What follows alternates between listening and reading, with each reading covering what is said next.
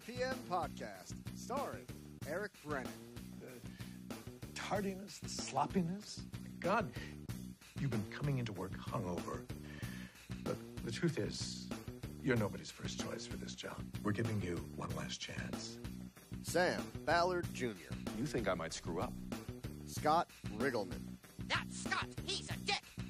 Neil Rutt III. Aren't you legendarily racist? Nick Rendo. It needs to be massive and long and wide. Eric Graham. I'm too shy to wear a crop top. And Josh Matthews. What the hell kind of people do something like this?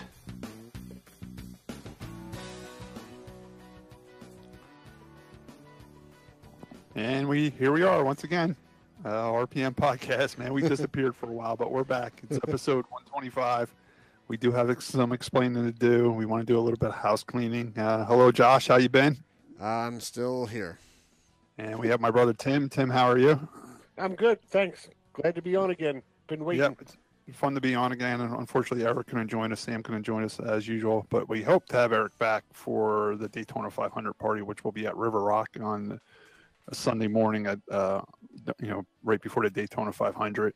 We're going to try to do we're doing a live broadcast there, and we're going to try to do a remote with Eric where he'll be in North Carolina, be able to contact us and help us out with that show.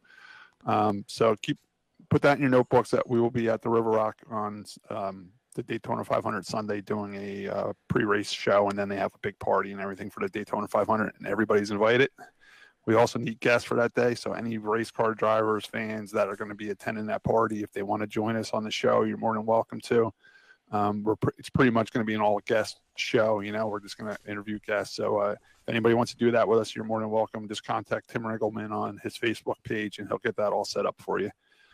I think we all right. Go ahead, Scott. We want to apologize to our sponsor, Dan Thomas of RC2U. He invites us every year to do the motorsports show with him, do the podcast from the motorsports show out in Pennsylvania.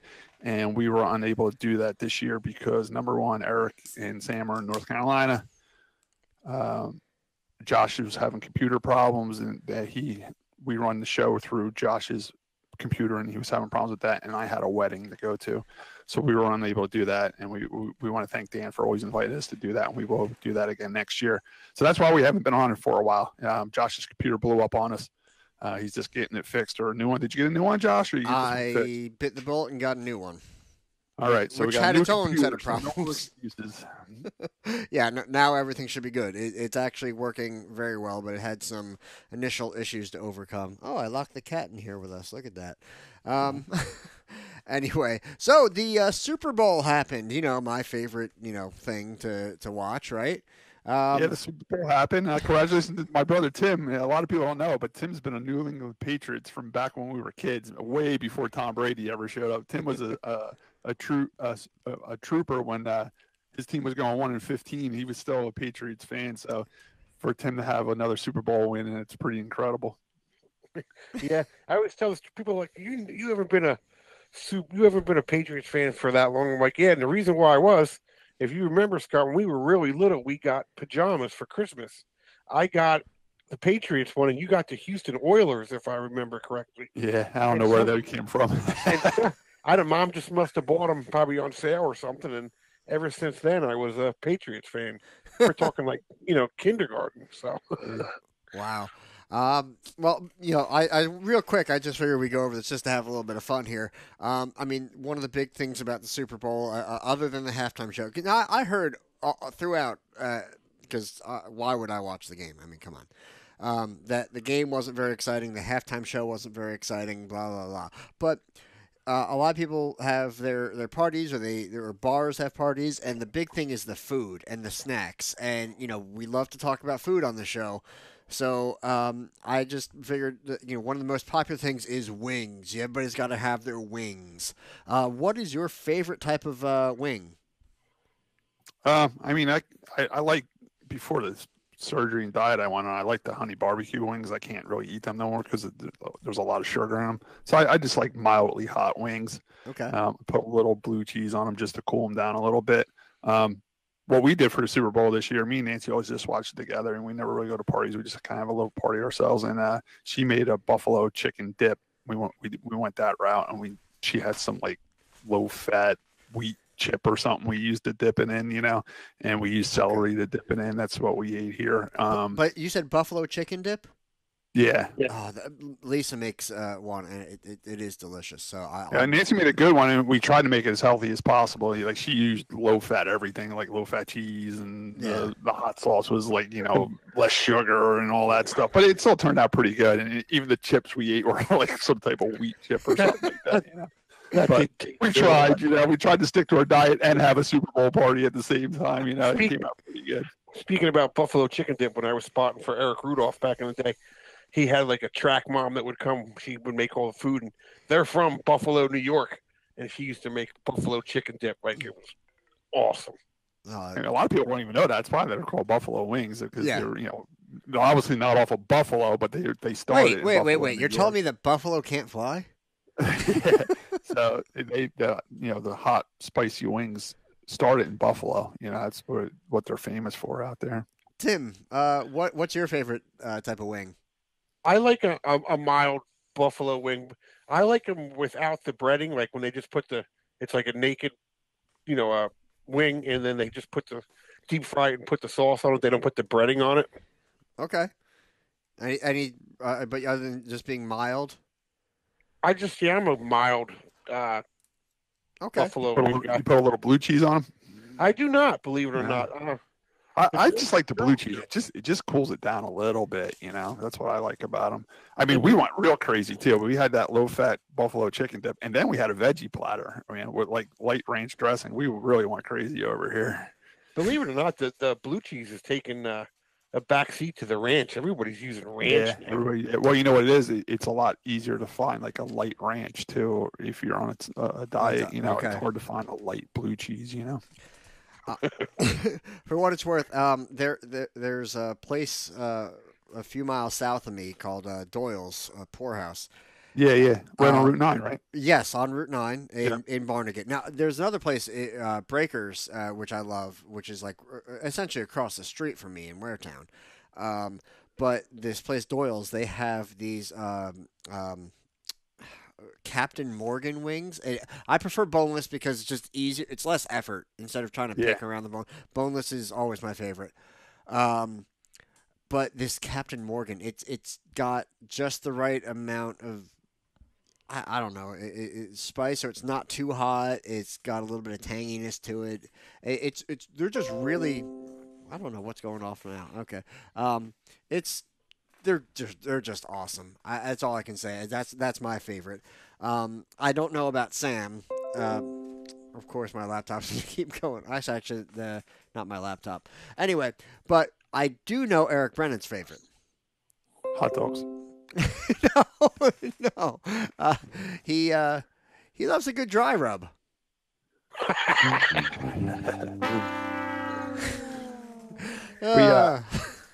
But going back to the Super Bowl, the game itself, I mean, the average person watching it said, yeah, it was a bad football game. But sometimes I listen to the NFL station while I'm driving the tow truck. They're saying it was a very good game, but it was a defensive game. If you really want to pick apart a football game, it came down to defense, and they say defense wins championship. So they said it was a brilliant defensive game. More strategy than outright, oh my God, look how far he's running. Yeah, I mean, it wasn't high scoring to make it exciting to the casual fan, but the people that really know football said it was a very good game because of both defenses played very, very well. Okay. And towards the end there, Bill Belichick, the head coach for the Patriots, figured out what they were doing on defense. It was able to score a touchdown, and they went on to win the game, Okay. And what? Like everybody picks on Brady and everything, but the way I looked at it, I sat on the couch and I said, you know what? I'm watching history. 30 years from now, they're going to be talking about this guy winning 6 Super Bowls, So I just sat back and watched. It was kind of like watching Dale Earnhardt finally win his 500. It's just I wasn't a huge Earnhardt fan, but it was great to see him win the 500. You watched history. You were a part of history watching it. This is another great segue here. You talk about the 6 championships. Hang on, I have to get the cat off of the table. Yeah. Scott, that's your cat, right, Josh? Not the stray.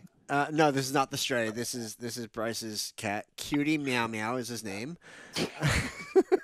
That's what happens when you let a I've 5-year-old. heard of a cat.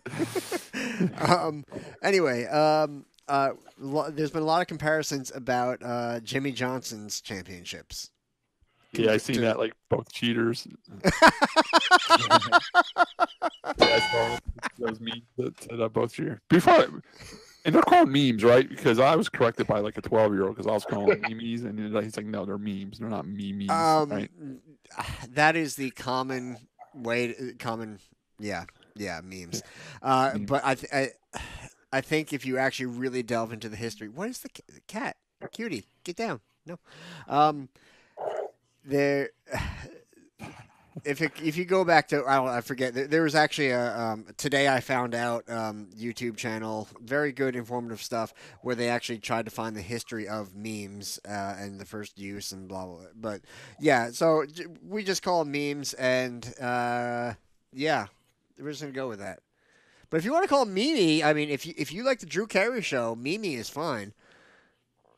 Yeah, but I mean, what you're getting back to, I seen one meme with Bill Belichick and Tom Brady, and then they had a picture of Chad Knaus and Jimmie Johnson. And they said 6 championships, all won by cheaters. You know what I'm saying? Yeah. But I don't buy into that. And whatever. I mean, you can search back anybody's history. They've done something a little stupid, and not even on purpose to cheat. Just something that doesn't. A different way of thinking. Doing try something, and if it doesn't conform, wasn't there? Now this is where Eric Brennan would come in handy. One of the few areas there was who was it that they took the C post from? Was it Jimmie Johnson? Were they one of the NASCAR officials walked by and said that doesn't look right. Literally confiscated their C posts. Yeah, that was a while ago. Yeah, I remember that. Was that Johnson? That was. I don't know. Well, you remember the incident at least, so yeah. Okay, I'm not entirely insane. I mean, Chad's been caught with some stuff, but no more than what everybody else was doing. You know what I'm saying? I remember we were in Daytona one time, and they took all Joe Gibbs's oil pans. Every Joe Gibbs car there, even ones he rented cars, like lease option cars, they all got their oil pans taken away because they were tricked up to make them more aerodynamic underneath the car. You know what I'm saying? Right, so, right. I mean, you can go back to anybody and say they've done something they shouldn't have done, and I'm not taking any championships away from Jimmie Johnson, and I'm not taking any championships away from Tom Brady. I mean, he's played he's got a great career, and the guy still wants to play, man. It would have been a perfect opportunity just for him to retire right then and there. He said 45 he wants to go to. He's 45. The only bad thing about that, I just pray he doesn't get hurt. He's really putting himself at risk. But he got sacked in that game, and they said that was his first sack all year or something like that. He hasn't really gotten beat up yet. Yeah. Just like how Mike Tyson could have fought for so long because all his boxing matches were one round. So you can prolong your career when that happens. Just like Tom Brady, they protect him very well and make sure he doesn't get hit. How do they protect ears? But I mean, Tom Brady does great. I mean, I kind of pull for the guy because he's, just like how some people don't like Kyle Busch, but sometimes when you get to know somebody, they're a normal person. I mean, he's a family guy. He plays great. He's got a great career. It's like just people are jealous of him, Because it can be kind of fun to hate somebody and just join in, but at the same time, I mean, you hate everybody, Josh. So I know it's fun on your point. Absolutely. Kyle Busch was there at the Super Bowl. Yeah, that was another meme or meme. Did you see that? Like Kyle Busch has been to 3 Super Bowls and he's always wearing a different jersey. They said, well, Kyle Busch has no loyalty. But what it comes down to is his sponsors. Like, they bring him to the games. M&M's brings him to all. If I remember correctly, I thought that Kyle Busch was a Broncos fan. Yeah, that was one of the pictures. He had a Denver Bronco shirt on. He had a Seattle Seahawks shirt on, or jersey, whatever you want to call them. And he had a Patriots jersey on at this Super Bowl. So they had 3 pictures of that Super Bowls, all with different jerseys. It's probably got something to do like where M&M Mars are the official candy bar of the New England. Yeah, well, he thanked M&M Mars for bringing him to the Super Bowl, and Robert Kraft, which is the owner of the Patriots. So there was some tie-in because he couldn't afford it otherwise, right? Yeah, right. Anyway, so actually, I'm gonna. I don't know. I don't want to talk much more about that because we're a racing podcast, dang it. Um, Well, I mean, that was the other memes that went up all the time too. Is Super Bowl's over now? It's NASCAR, and now we move on to racing season, which is true. I mean, I've been in the racing mode since Turkey Derby stopped trying to get these cars all fixed up for next year. But yeah, a lot of people do. Football's over. Some people still stick with the hockey. Hockey's going on. oh hell yeah! But a lot of people, man, as soon as that Super Bowl's over, boom. According it's to time go social racing. media, there's people in Smyrna already. There's people down there. Yeah, me and my brother were talking about that. We remember when New Smyrna was 9 nights of racing, and people started complaining it was too much. They couldn't get off the 2 weeks of work to go down there to race all 9 nights, so the car counts dwindled.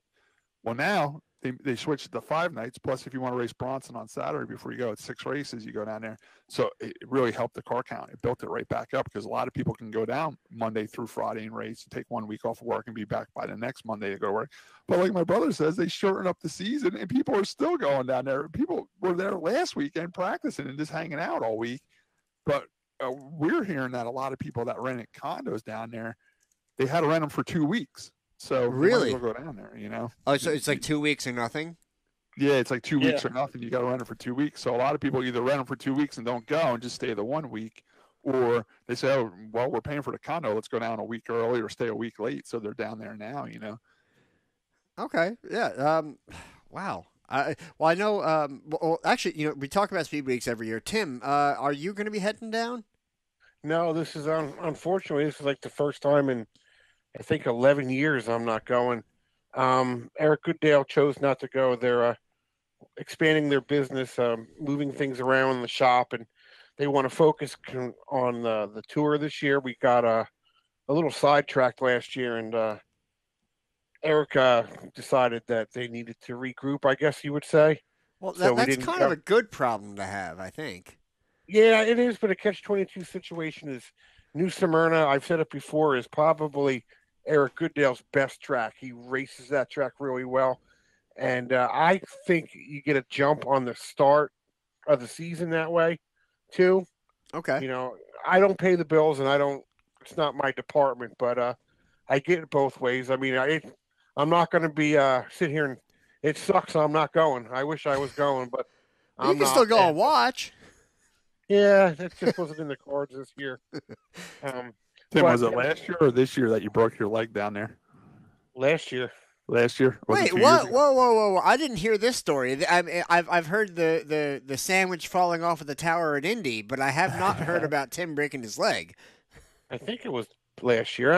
I was walking and I'm not going to say where I was walking because I don't want anybody to get in trouble, but I stepped into a hole and I'm like, "Ow, that hurt a little bit." And I went up and I spotted for the race. And by the time the race was over, I couldn't move. And luckily, Freddie Kraft and Winston Hirschman got me down off the spotter stand, and I'm like, all right, I'm going to be okay. I'm going to make it back. And I made it to where the ticket booth was, and I'm like, man, I'm screwed up. There's something wrong here. And I had some guy, luckily, he was a Eric Goodale fan, and I told him I was Eric Goodale's spotter. He gave me a ride to my truck. I got in my truck, and I got home. The next day, I went to the hospital, and the rest of Speed Weeks, I was in a cast. So, which leg did you break? Which bone? It was wasn't it? tibula, I think, if I remember. And I got it when I went to the hospital in Florida. I'm telling these people, my leg is broke. My leg is broken. And they're, right away. And I understand I'm fat. They're, oh, you just need to lose weight. No, you got a torn ligament. I'm like, I'm telling my wife, I'm like, Lisa, my leg is broken. I know my leg is broken. So about the third trip now in New Jersey, Lisa calls me from work and says, I go to the doctor, and the guy's like, oh, you got to walk on it. You got to ride your bike. You're fat. You got to lose weight, blah, blah, blah. So here I am walking up and down the driveway. I wasn't riding a bike. Walking up and down the driveway, walking in the house, going up and down the stairs. Lisa calls me from work and says, get off of your leg if you're on it. I'm like, why? Because the doctor just called and said you have a broken leg. I'm like, well, at least they figured that out. So we get to the doctor, and he said it was the second. This is a doctor that works on like Monmouth University football players and everything. He said it was the second worst break of that particular bone in that spot he's ever seen. I'm like, well, it took you three trips to figure that out. Everything's great. I should have sued that son of a bitch. Oh, that sucks. But you basically stepped in a rut or a little hole, and It's just being fat, I guess. Like correct. No. Yeah. I no. Look, I've seen my sister used to do gymnastics, and one of the people on her team or whatever you call it, they did just like a handstand and like literally fractured their arm. And it was just like a slight twist, and sometimes that's all it takes. So. Yeah, you probably just bad timing, wrong spot, wrong time. You know how it works. Anyway, so going back to New Smyrna, is this going to be our Speed Weeks edition part right here? Well, I was we got next week too. Another thing I want to say about Speed Weeks too, that it is on Fans Choice TV at New Smyrna, so you can watch the modified races on Fans Choice TV. When we do the show next week, we can recap what happens at Bronson Speedway. The modified tour cars are racing at Bronson. A 50-lapper on this Saturday. Then Sunday they travel over, get set up at New Smyrna, and then they race Monday through Friday, and that's all on Fans Choice TV, so you can watch it, and we'll recap that and talk about that next week too. And anybody that says modified racing is dead, they have a hell of a field down there. They got 30 cars. They got 30 cars entered for New Smyrna. Not all of them will be at Bronson, but they usually pull 15 to 20 cars at Bronson. We do have a local sportsman racer from Wall Stadium. He's heading down. His name's Jonathan LeRae. His father, Chris LeRae, owns a auto repair shop in Lacey right by Josh's house. I do a little bit of towing for those guys. I'll give a quick shout out to LeRae because down in Manahawkin, which is like 2 towns south of me, they have a touch-a-truck event for families, kids, and all that. You get to see like cranes and backhoes and all sorts of cool stuff. Now. Dan Thomas, RCTU, has been down there basically every year that I can remember anyway with his setup, and Jonathan LeRae has been set up there with his sportsman as well, and he has to leave at a certain time just to make it up to Wall so he can practice because it's on a Saturday towards the morning.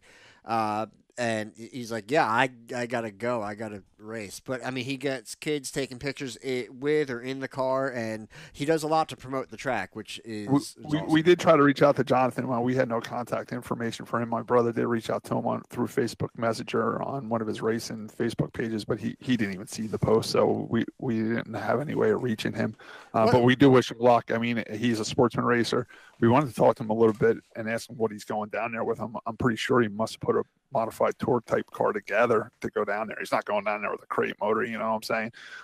Can't they just bolt the bigger carburetor on and go out? No, not there. You're not done. You can go to track like Mountain Speedway or something like that. You need the big power there because you need the big steam. Some of those guys are going to be there with questionable motors anyway. Yeah, so yeah. That's the place where you're almost down on power if you go with a legal NASCAR motor, let alone crate motor. That's why everybody's like, why do you love New Smyrna so much? New Smyrna is like when me and Scott used to go to the modified races back in the day. You showed up with the biggest gun at the gunfight.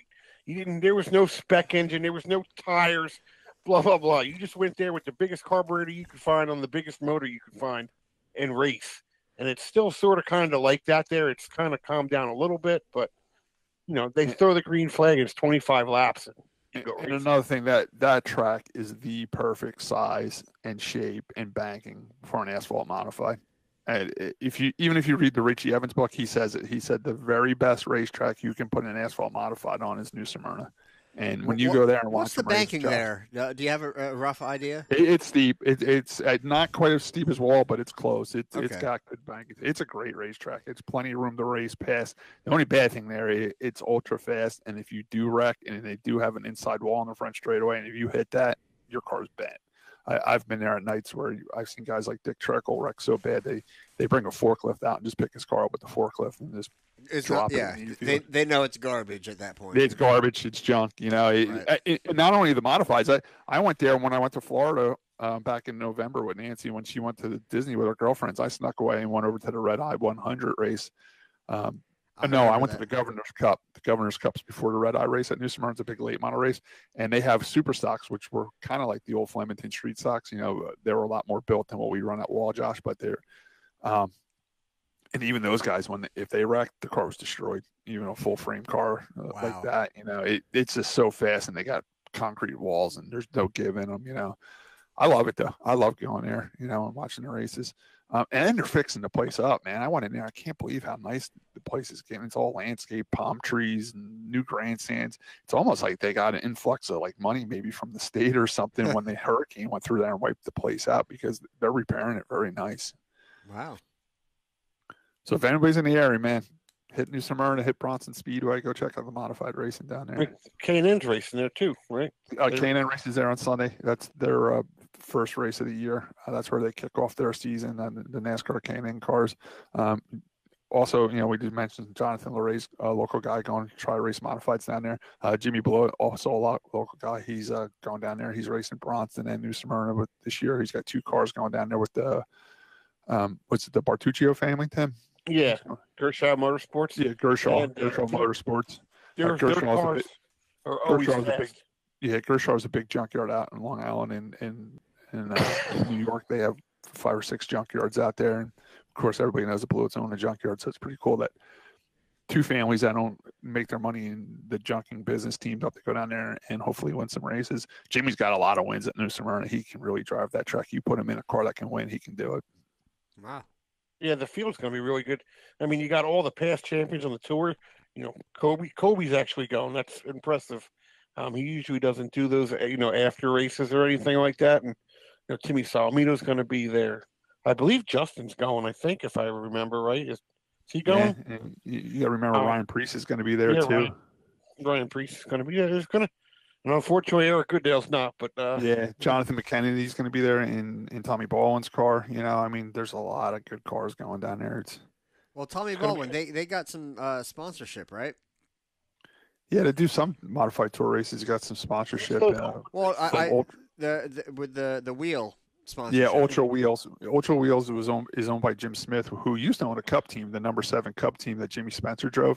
And when Jimmy Spencer drove for them, Tommy Baldwin Jr. was the crew chief. So I guess that's the tie-in there where Ultra Wheels is helping Tommy. I think it's 10 races they're doing together. So it's cool seeing a big national company like that sponsoring a modified tour car. Right. Yeah.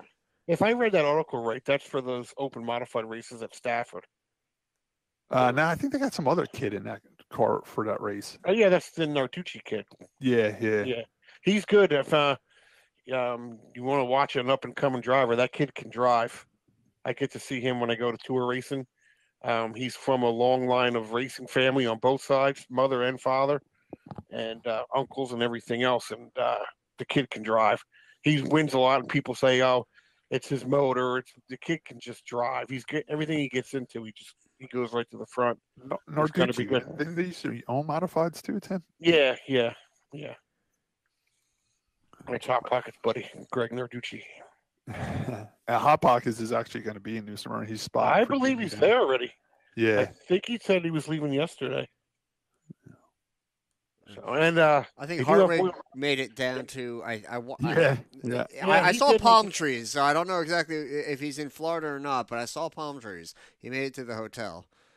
I saw Lisa posted on social media the other day. She went food shopping. She had like a shop junk food, all like Oreos. And Lisa, Josh, do you see that picture she put on Facebook? I did not, but I want to know why Tim's complaining. They were at some big box store. Like they bought the big boxes of like Oreo cookies and Cheetos and all that stuff. They really stocked up. You can buy that stuff down there. You don't have you can buy that stuff. You don't have to transport. Unless Paul's eating all that on the way down, maybe that's how he stays awake. But I don't know. God bless it. Talking about talent, his little boy is really well. He does really good. I wish them luck. The kid's got talent. The kid's got talent, and he's going to go somewhere as long as his father can keep his head on his shoulders. Yeah. So that's basically. But I mean, that kid has been. I mean, he's been racing from the start. I know there have been videos and stuff that he'll share of little Paulie racing at their old place in the backyard. They had this big concrete pad, and he set up like a little track there. And I mean, the kid knows what he's doing. He's good, and I'm I don't care what anybody else thinks about Paul or whatever. He's there for his kid. He does everything for that kid to be able to race and travel and be one of the best. And he's gonna be a name that you're gonna be watching out for in the future. Yeah, no. As long as Paul can keep the money going, it's all about money. Well, I wish the kid luck. I think if anybody from this age, because both my twin daughters race, and that caliber of kid, I mean, that kid's got a lot of talent, and Mark Rogers' kid has a lot of talent from the Sunday Series. He's going to go places if they can keep him going, but that's the future of New Jersey racing, I guess. And another thing that happened while we were gone, Wall Stadium came out with their schedule. It looks great. Josh, did you take a look at the schedule? I glanced at it. Go ahead, Tim. I want to finish New Smyrna real quick. Sure. They do have boiled peanuts there, Josh. Oh, yeah, they're horrible. They're horrible. Skip them. Skip the boiled peanuts. If you get in the elevator to go up or down, don't worry, you're not stuck. It just goes really slow. So it doesn't feel like it's moving. You think you're stuck in there. Wait, but you're the boiled going. peanuts or the elevator? The elevator. And Skip the boiled peanuts. If you're looking for a place to eat, go to Pappas, the New Smyrna. Max Pappas? Airport. No, just Pappas. Max Pappas will be there. He's always there selling his steering wheels. Yeah, it is weird. You go to New Smyrna short track to watch some modified racing. You walk around, and Max Pappas, this world-renowned race car driver, is standing at the back of his truck selling steering wheels. Yeah, and all the Wallaces That's are not always shady. There. The Wallaces are always there. Yeah, I mean, not only modified are there, but the late models are there. The super late models are ultra fast. Put on great racing. They have some big names there. Yeah. I'm The telling Burton you, family is always there. Mike Skinner's always there. Yeah. Gary there's some Blue's big there. names in there. Yeah, the Burtons, everybody are there. So if you're going down there just to watch the big track Daytona, sneak out one night and go over to New Smyrna and check it out, because you'll run into big names. You always see Randy LaJoy walking around. Gil Hearn's always there sitting in the grandstands. Big Marty, he goes down there and watches the races. It's really a good time. We always see Tom Mauser down there too. Tom Mauser's always down there watching. I've seen Martin there. Yeah, I've seen Martin there. I've seen Eric Jones there. I mean, it's just a cool place to go to watch the races. It's really a great good time. What? Yeah, Tim, you mentioned Mike Skinner is usually hanging out down there. Yeah, I think it's kid races, right, Scott? Jamie Skinner, yeah. And plus they have, I tell you, every time I go down there, they have this kid Cole Anderson driving one of their cars. He would win every single time. Or if Mike Skinner was in it, he would win every time. They live not far from New Smyrna, so that's like their home track. They have a super late. They don't even run the super late models. They run the pro late models, and they're always the team to beat. Mark Martin's kid was racing there when he was like 13 years old. Yeah, he gave up racing for paintball. Yeah. He stopped racing to go play paintball. Well, it's funny that you mentioned Mike Skinner because instantly, this was, I think, from season 1 of the Grand Tour, which is what Top Gear, the original 3 British guys from Top Gear, Jeremy Clarkson, James May, Richard Hammond, went to Amazon and filmed, or they do the Grand Tour, which is Top Gear, but with a new title. And when they would test out the new cars or to see which car was fastest, instead of the Stig, they had the American, and it was Mike Skinner. Oh, really? Yeah, and one of my dad's favorite quotes from him was, "Turbocharger just means you don't have enough cylinders." He would say the most redneck stuff, and yeah. But the fans apparently hated it. I thought it was hilarious. Like you got to be able to make fun of yourself, but too many people wanted the wall or something. I don't know, but yeah, you got to be able to laugh at yourself, and Mike Skinner was just excellent in that role, I think. So. Him and his wife Angie, they have a podcast that's on Sirius Satellite Radio on the NASCAR channel every once in a while. It's called Gunslinger or something like that. It's a good podcast. Mike Skinner has a lot of great stories. He's very knowledgeable about the sport, of course. I mean, he's been in it forever. He's made a living at it. He's still making a living at it. He's got great stories, man. He's great to listen to. I love listening to him talking. Tim, when is Mike Skinner coming on? We could probably book him. He'd do it. He would do it. He probably would. I mean, I've seen some questionable, moves over the years in the truck series and stuff like that. But I mean, haven't we all? And that's the cool thing when you do go watch him at New Smyrna. His pro late models are painted just like his Toyota trucks. They run the number 5. It's got that black and orange and white flames on it. The cars are sponsored by Toyota. They got Toyota motors in them. You know, it's really cool watching them race down there. I mean, I seen him win a 100-lapper and lead every lap and win by like, you know, half a track. Like he's still got it, man. He really knows how to drive. I did see him race at Flemington. I'm trying to remember who won that race. I want to say Stacy Compton won that race. Yeah, he might have back when the trucks were there. Yep. Yeah. All right. Well, moving on to some local short track stuff. Like I said, well, next week when we come on, we're going to be talking about who won Bronson down there, and we'll be talking about Speed Weeks and what's going on. We'll mainly focus on New Smyrna because, I mean, you can find all the other information at the big track. We will talk a little bit about the ARCA race. That's this Saturday, too, in Daytona. That's always a great race, too. It's a good hang on. I'm going to correct you, Scott. It's a great show. It's not a great race. But yeah, did you see that they're opening up the garage to the public for the ARCA race? So if you're there, you just buy a ticket. You can go in the grandstands and in the garage. I didn't see that, but cool. I did see related to that. NASCAR was looking to make NASCAR races more like the IndyCar races, where you can actually not that you're going to be able to get autographs with everybody and shake hands. It's not a meet and greet, but you're able to see the cars and kind of walk around by the garages and stuff. I mean, you did that at Pocono, right, with the Indy cars? Yes, and it was freaking awesome. Yeah. My dad got to, but we both got to pick up tires. I forget, and I apologize. I forget which car it was for. But we asked, like, you know, how heavy are they? Because, you know, like Scott, we have to run the steel wheels. We can't, no aluminum, stuff like that. You know, on these top level, you could pick up an IndyCar wheel with your pinky. It's ridiculous. Yeah. It's like there's no rubber weight. There's no metal weight. Yeah. They weigh nothing. No wonder they go breaking off and flying. But and you know what's weird too is like when people do go to a NASCAR race, they're always amazed that you can't go in the pits. Like they've been going to short tracks all their life, where when the races are over, they can go in the pits. People come from drag racing where they pay to go to a drag race and get to walk through the pits. Like NASCAR's the only one that you can't. NASCAR's the only one, so it's good that they're changing and doing that. Yeah, it's a little dangerous. Yeah, it's got to be regulated, but they don't have the massive crowds like they used to, so it could be manageable now. You know, and you know what? Half the people don't walk down there anyway because they don't want to walk down there. So people eliminate themselves from going down there because they don't want to be bothered walking down there. You know what I'm saying? Yeah.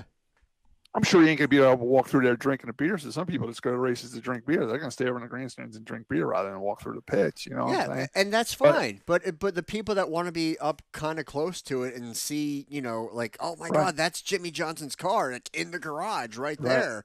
You know, Sam could, you know, get all excited over that and start drooling. I'll let you in a little secret that I've always known about the ARCA. It's always been open to the public. You just had to go buy a pit pass. You know what I'm saying? We would literally go to an ARCA race and just walk out. We would look in the entry list for a race and just pick a name and say, yeah, we're here with this guy. And they're like, okay, $50. You know what I'm saying? You go right in the pits, you know. But, well, I would say my experience with ARCA was when they ran at Millville, New Jersey Motorsports Park. We actually, you know, Lisa and I would walk around. We watched different corners of the race for a little, you know, the track for a little while, watch the race, and afterwards the cars were in the garage and we're walking basically, you know, in between the you know, two of the garages, and there were two cars. That whole race was pretty calm, pretty tame, but two cars, and I happened to catch it, got together. It was, I don't know what the hell happened, but you know, somebody went spinning around.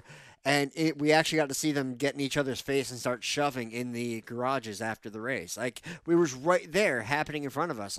James Hilton, we got to see him run and, like, watch his pit cart, you know, after he retired early from the race. But, like, I actually got to see him in the garage after that. I so wish I had gotten an autograph. But, I mean, you're right up there with it. And for us, you know, on at a short track, whether it be, you know, Wall or Evergreen, Bridgeport, something like that, that's something we're used to. Yeah. But when it's on to me, I think it's a great idea. I think it's going to help the sport. It's amazing. I just hope one wacky fan doesn't ruin it by, you know, punching Jimmie Johnson in the face or, you know, anything. Highlight of the year. Yeah, sticking a knife in their tires. Like, there's going to be one guy that's going to ruin it for everybody. You know what I'm saying? A couple of years ago, remember it became it was all over social media. That girl was taking a picture and she backed up into the hot lane and like somebody almost hit her. Yeah, yeah, yeah. It was, I think it was Kyle Busch, if I Yeah, I remember. think it was Kyle Busch.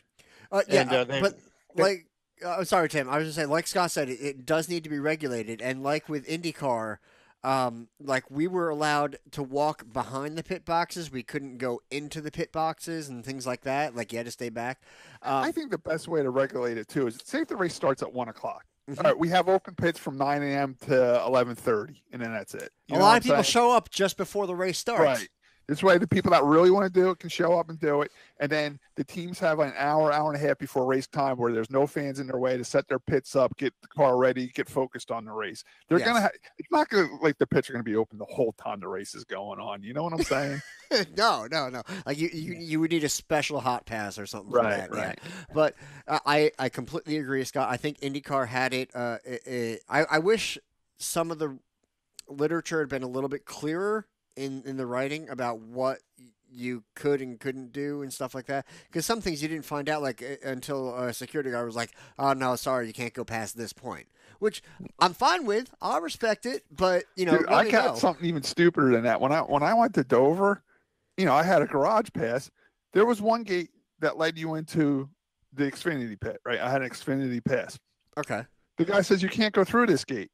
This is for team members only. You got to go through that gate. The gate was like 20 feet away. I walked through that gate, and I was right behind the gate. I couldn't walk through. Like, what was the difference, man? Season pass holders only. That's the stupidest. I looked at the security guard and laughed. He's like, "Hey, man, I'm just doing my job." I'm like, that made no sense whatsoever.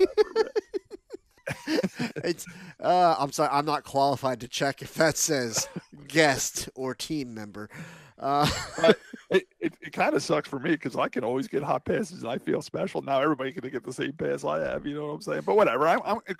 Listen, NASCAR's got to do something. Attendance is down. People ain't going to the races. They want access. You got to give them a more bang for their buck, and that's what they're trying to do here. I applaud them. But, you know, so what you're saying is you're not special anymore. Yeah, I'm not special anymore. But I think it's a good idea. I think it's a good way to engage the fans and get them a little bit closer, to give them a little bit more bang for their buck, because, you know, when it's $100, you know, at Dover to sit, you know, practically anywhere that you can see the track, which I know they have the horse track in the center. I know they have other stuff going on that brings in money, but it's a terrible track for viewing purposes, because like Wall, you sit anywhere, you can see everything. Dover, like they go to the other side and they're too low. You can't see the back stretch from the front stretch because the cars are. It's that raised horse track in the middle. Just I'll tell you what, I've been some tracks that are even worse than Dover. I mean, Pocono's tough to see. You know, Pocono is tough because it's too big. Right. Maybe I shouldn't say too big, but because it's so big. The IndyCar race there, I had no idea what the hell was happening back in turn 2. You're right.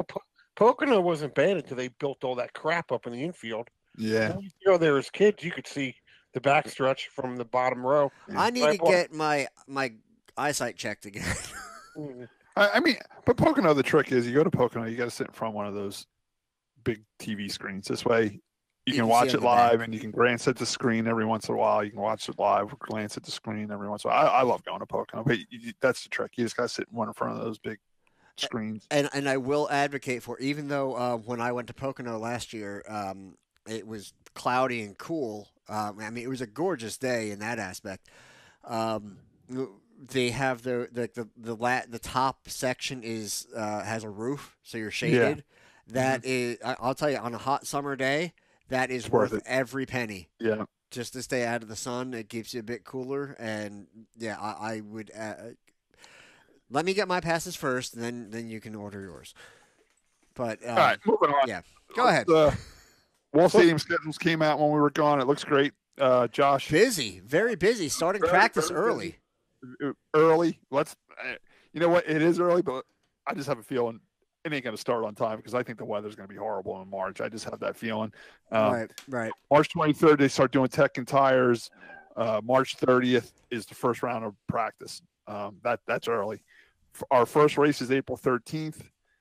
And then everybody thinks this is a mistake that April 20th is practice again, like the weekend after. There's not a race, but I think it's correct because it's Easter weekend. So maybe she's not racing us on the Easter weekend. This way, if people want to go away, they can go away. If they want to come and practice, they can come practice. That's the only thing I hadn't thought of that, but that's a really good idea, Scott. Yeah, I think that's the only thing. And then we race right until October 5th, deep into October, and then we have Spooky and Turkey Derby. It's a great schedule. It really is. Now, are the modifieds on there? Everybody was saying the modifieds were going to race. Yeah, I mean, there was a lot of rumors going around this winter that the modifieds were only going to race 8 or 9 times. They're on there as much as they were last year. Really, the schedule is pretty much mirrored what it was last year. Well, like the factory sucks still have their triples. There's still a Cliff Krause race. There's still a Garden State Classic. There's still a Turkey Derby. It's pretty much the same schedule. The highlight of the schedule, of course, is Tim's favorite division, the Modified Tour, is going to be there, which is going to be a great night, man. Yeah, Josh, you need to come to that race. And I will be there because you want to know why? The buzzer was a tease because the factory stocks are on that night. Yeah, there we are. A guy like me and Nancy, a girl like Nancy, she's looking forward to it. The place is going to be packed. There's going to be people from out of town that we know through my brother, through the race teams we know. Please tell me the sportsmen are off. I think they are. I got it right here. Yeah, what's on there for that night? Well, Scott figures that out. That's a big race, and then the other hiccup in the schedule, let's call it, for lack of a better term, is going to be the Formula Drift race, which will be back or weekend. Yeah, but that's good. It's good for it gives all the teams a night off. The track makes money. It's a great money maker for the track, and it gives us the night off. Yeah, a weekend off. May 18th is the Whalen Modified Tour, 150 lapper. Tim, can you make it 150 laps? Yeah. Okay, good. I'm used to that. No, not caution laps, Tim. Yeah. The modifieds, the ever-loving sportsman division has a 25 lapper. Late models are off. Factory stocks have a 25 lapper. Four cylinders have a 25 lapper. Legend cars are off. So it's Modified Tour, 25 lap, Sportsman, 25 lap, Factory Stock, and 25 lap four cylinders. That's what's on the schedule. You just asked me if I could make it 150 laps here. I always want to thank the guy, Eddie. Eddie's last name? Estelle. Eddie Estelle. Me and Scott grew up with this kid. We've sat in the same spot at Wall Stadium since we were kids, and he makes sure that we have a row on the bleachers saved every week for the spotters like me and Hot Pockets and Freddie Kraft and Richie Evans. And he's always got a cooler full of drinks. So I'm okay. I'll make the 150 laps thanks to Eddie and his mom. They take good care of me. So, and a lot of people are saying that the Modified Tour has never been there before. We've raced in my career plenty of times. Reggie once. I think Reggie won. Jimmy won one. Reggie won one, and John won one. I think that's the 3 times that we were there. Yeah, there were when the owners of the track first took the track over, they bought the NASCAR Modified Tour there. Yeah, a lot of people. They also had super modifieds there. Remember, they had the super modifieds there. The 4-cylinder super modifieds? No, the real super modifieds. Whoa. Just you're throwing it out there because, yeah.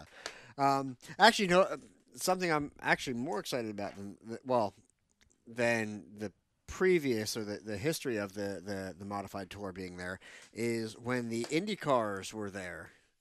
Yeah, I remember that. We and Scott were kids. Yeah, we rode our bicycles over there and watched it. Yeah, they went around backwards. Yeah, I was very disappointed. First of all, they came out waiting on them. Where we go into the pits, that's where they came out. They came out like the drift cars do. They came out the exit ramp and they had no wings on them and they went real slow. They didn't really do nothing. They were like testing brakes. Yeah, brakes. They were literally there just to get up to about 50 miles an hour. Well, they were racing at the Meadowlands that weekend. Meadowlands, yep. They weren't even testing brakes. They were breaking brake pads in. They were burning brakes in. That's what they said they were doing. Okay. Well, you got to do it somehow, somewhere, and it's still an interesting little quirk. It was cool. I got to meet Roger Penske that day, and I think Rick Mears was there that day. Rick Mears was there doing it, so it was cool. It was cool being kids riding their bicycles over there. There was a lot of people in the grandstand for that. There was a lot of people showed up for that. It was like 6 o'clock or 7 o'clock in the morning, wasn't it? Yeah, it was real early in the morning because they loaded up right from there and went right to the Meadowlands. So yeah, it was. I real think early. Sullivan ended up winning the race in the Meadowlands that weekend. Did he really? I wish they still did that. That was cool when they did that, man. What are you going to do? Put them on Route 3? No, there's still plenty of parking lot up there. Well, now that the nets are gone and The Yeah, Devils there's are plenty of room up gone. there. They can Yeah, still set up a track. and you could run them up the ski thing. I delivered a forklift 2 weeks ago to the horse track at the Meadowlands. I've never seen the horse track at the Meadowlands because it's on the back side of the football stadium. So if you're just driving by, all you can see is the football stadium. Man, what a beautiful place. They would pave that place and make a racetrack. That would be awesome. Man. That's all. Whenever I see a horse track, that's all I can think of. I'm like, pave that damn thing, man. Let's go. That's racing. like Monmouth Park. They're always crying that Monmouth Park's going to close because they got no money. Yeah. And they're looking for, grants and everything. And like, man, pave that place. That would be so awesome. It'd be close, easy to get to. Yeah. Plenty of parking. Yeah. But yeah, the Wall Stadium schedule is up. It looks great. Another track that has their schedule out is Evergreen, and they look great too. I got to thank Robin Irvin. We asked her to take a picture of the Evergreen schedule because before they posted it anywhere, they were handing it out of the Motorsports Show. So she did. She took pictures of it and sent it to us. But on top of that, she mailed it to us. She folded it up, mailed it to us, and some stickers, and it's pretty cool. Wait, snail mail still is a thing? Yeah. The 2019 Tour Modified Series at Evergreen Raceway, sponsored by American Property Solutions. And it's cool. They're giving out these little stickers. We'll see if you can see them. So they got their own little tour thing going on. That's cool. Yeah. Yeah, so they gave out these stickers at the Motorsports Show. So, I mean, Evergreen's putting they got a nice like little 10 race series for their modifieds up there. They got enduros, powder puffs, camera night. Ted has his birthday night up there again. Ted Grow. Ted Grow's got his birthday night up there again. So, I mean, short track racing's alive and well in our area. Did they pave that or something? Josh, what did they do up there with the racetrack at Evergreen? So Evergreen, they're adding pavement. Basically, like how Victory Lane there was kind of in the dirt, and such. They're basically adding a few sections of pavement to make a drift course. Actually, pretty similar to Wall. If you look at the planned layout, it's actually pretty similar because Wall has the inner flat oval, so it's already there. But they paint the big yellow lines of where they're supposed to go. They're going to pave about what those lines would do, something similar to that at Evergreen to give them some more room. And I think it'll double as a Victory Lane. Right. Well, that's always been there. They used to race go-karts there, and that's the old go-kart track. Mm-hmm. It just got so wore out that it was almost like a dirt road when you pulled into Victory Lane now. But where they put that little chicane in between 1 and 2 and on the back straightaway, it kind of goes around the flagpole back there. That's always been there. It was just got so rough and beat up. It wasn't, you couldn't even drive on it anymore. So they repaved that. And I think it's going to double as a drift, a place for them to drift. And I think they're eventually going to have go-kart racing there again too. Good for them. If they bring it, good for them. Guarantee you before the season's over, they'll have a 4-cylinder road course race on that. I'll bet you $1 million. I just could see it coming. You know what I'm saying? Okay, let me see. Write that down. But it's a great idea. It makes your oval track facility a multiple use facility. And, people that do drift racing doesn't normally do short track racing. So now you're getting a whole new group of people to come in and spend some money, and this creates revenue. And I wish them luck, and I hope it helps them out, And so do I. I like going there. It's been a while, and now, Scott, believe me or don't, I am planning to pull my motor out very soon. Well, that was my next question. I just rattled off the schedule. I wanted to know by what month you're going to be out there. I can't give an answer to that with any type of confidence, but I do. It is my full intention to pull my motor, start rebuilding it. I'm going to be slow as crap. So, just I'll stay out of the way. Just, I'll put I'll put one of those trucker orange triangle things on the back of my car, slow moving, equipment. Well, on a side note, Josh did get his Christmas lights down today, so that's one thing checked off the list. So he's one step closer to get the race car going. That's the other public announcement I want to make. I tow people's cars. I'm picking up cars at people's homes anymore. Listen, Christmas is over. New Year's is over. The Super Bowl's over. Valentine's Day's in a week or two. Let's take down the Christmas trees, people. The Christmas lights, Christmas trees got to go. My tree's been down for a while. My lights, I just haven't found time to get to because it's dark. And it's been nice out. People can't even make the excuse it's been too cold. It's been 50, 60 degrees the last few days here. Plenty of time. Great weather for taking down your Yesterday Christmas was decent. Today was gorgeous. That's why I kind of knocked off a bit early and took the lights down and put them away. So, yeah, I finally got around to it. So, I'm still 609, but. Anyway, so one thing we've been kind of behind. I want to get through a couple things here. Well, speaking of Evergreen, did they fix the concession stand there? They were talking about doing something with that. They were? I didn't hear about this. Tell me. Yeah, I read somewhere on social I media. thought it was fixed up already. Maybe I'm behind. I think they did fix it up already. Do they have hot dogs? I was on the Evergreen once. Really? Yeah, when you drove Gasco's Modified there. Oh my God, I got like 15 wins there, and you only been there once. Thanks for your support. Yeah. No spotters, no need to go. Yeah, and, you know, and Tim, you're right. They've never had like a NASCAR modified race there too, and I always wondered that too. It's weird. That's like one of the tracks that Richie Evans probably never even really raced at, because even back in the day when they ran modifieds, there were like a 320 cubic inch modified rule. You know, it was basically like a 305 or a 307 engine. You know, bored out a little bit. You know, so I wouldn't be surprised if he raced there at least once. I tell you, I've asked a million people, and I've looked through record books and pictures, and I've never seen him there once. Wow. Yeah. Now, I like the track. I do. I love it. It's like a poor man's track. Like, you don't need $1 million engine to win there. You just don't. Like, you can use. I mean, even back in the day, like Ken Woolley and them used to take their 2-barrel modifieds up there, like the old Mad Class, put a 4-barrel on it and run just fine. John Blewett the third used to win up there with his Wall 2-barrel car. He would just put a 4-barrel on and go up there and win, because the track was so wore out. You didn't need the $1 million motor to win up there, you know, and it worked for all divisions up there. I mean, when Wall closed in 2008 and I had the sport mod, I literally took a freaking 18-year-old street stock motor and put it in an old Raceworks car, and I ran top 5 every week up there with it. You know, you didn't need $1 million motor, you know, and I love that track too. I always call it the poor man's racetrack. Yeah, didn't Hartwig win the modified championship Yeah. there? Whatever, and that's not saying that he has no money. I mean, he puts like every dime into that, either his business or the race car, or his kid's race car. But I mean, but yeah, it's one of those things that where somebody, you know, who's just been short track racing, not a big name like Hirschman, who's, you know, tours all over.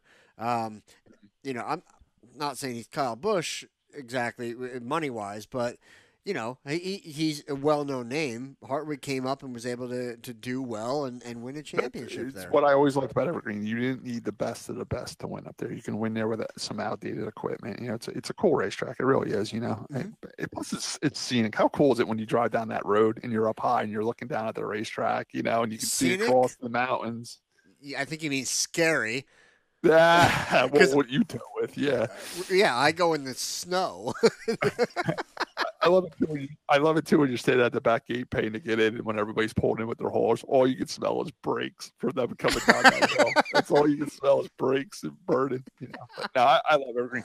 I hope to go back up there a couple times this year. I haven't been racing up there because they really had nothing for me to race up there. For me to bring my factory stock up there and race with their factory stocks are a little bit more built than ours, so it'd be hard. And do they run a different tire, correct? Yeah, we run the 850 Hoosiers. They run the 790s, which is even a better tire, so you'd have to buy another set of tires.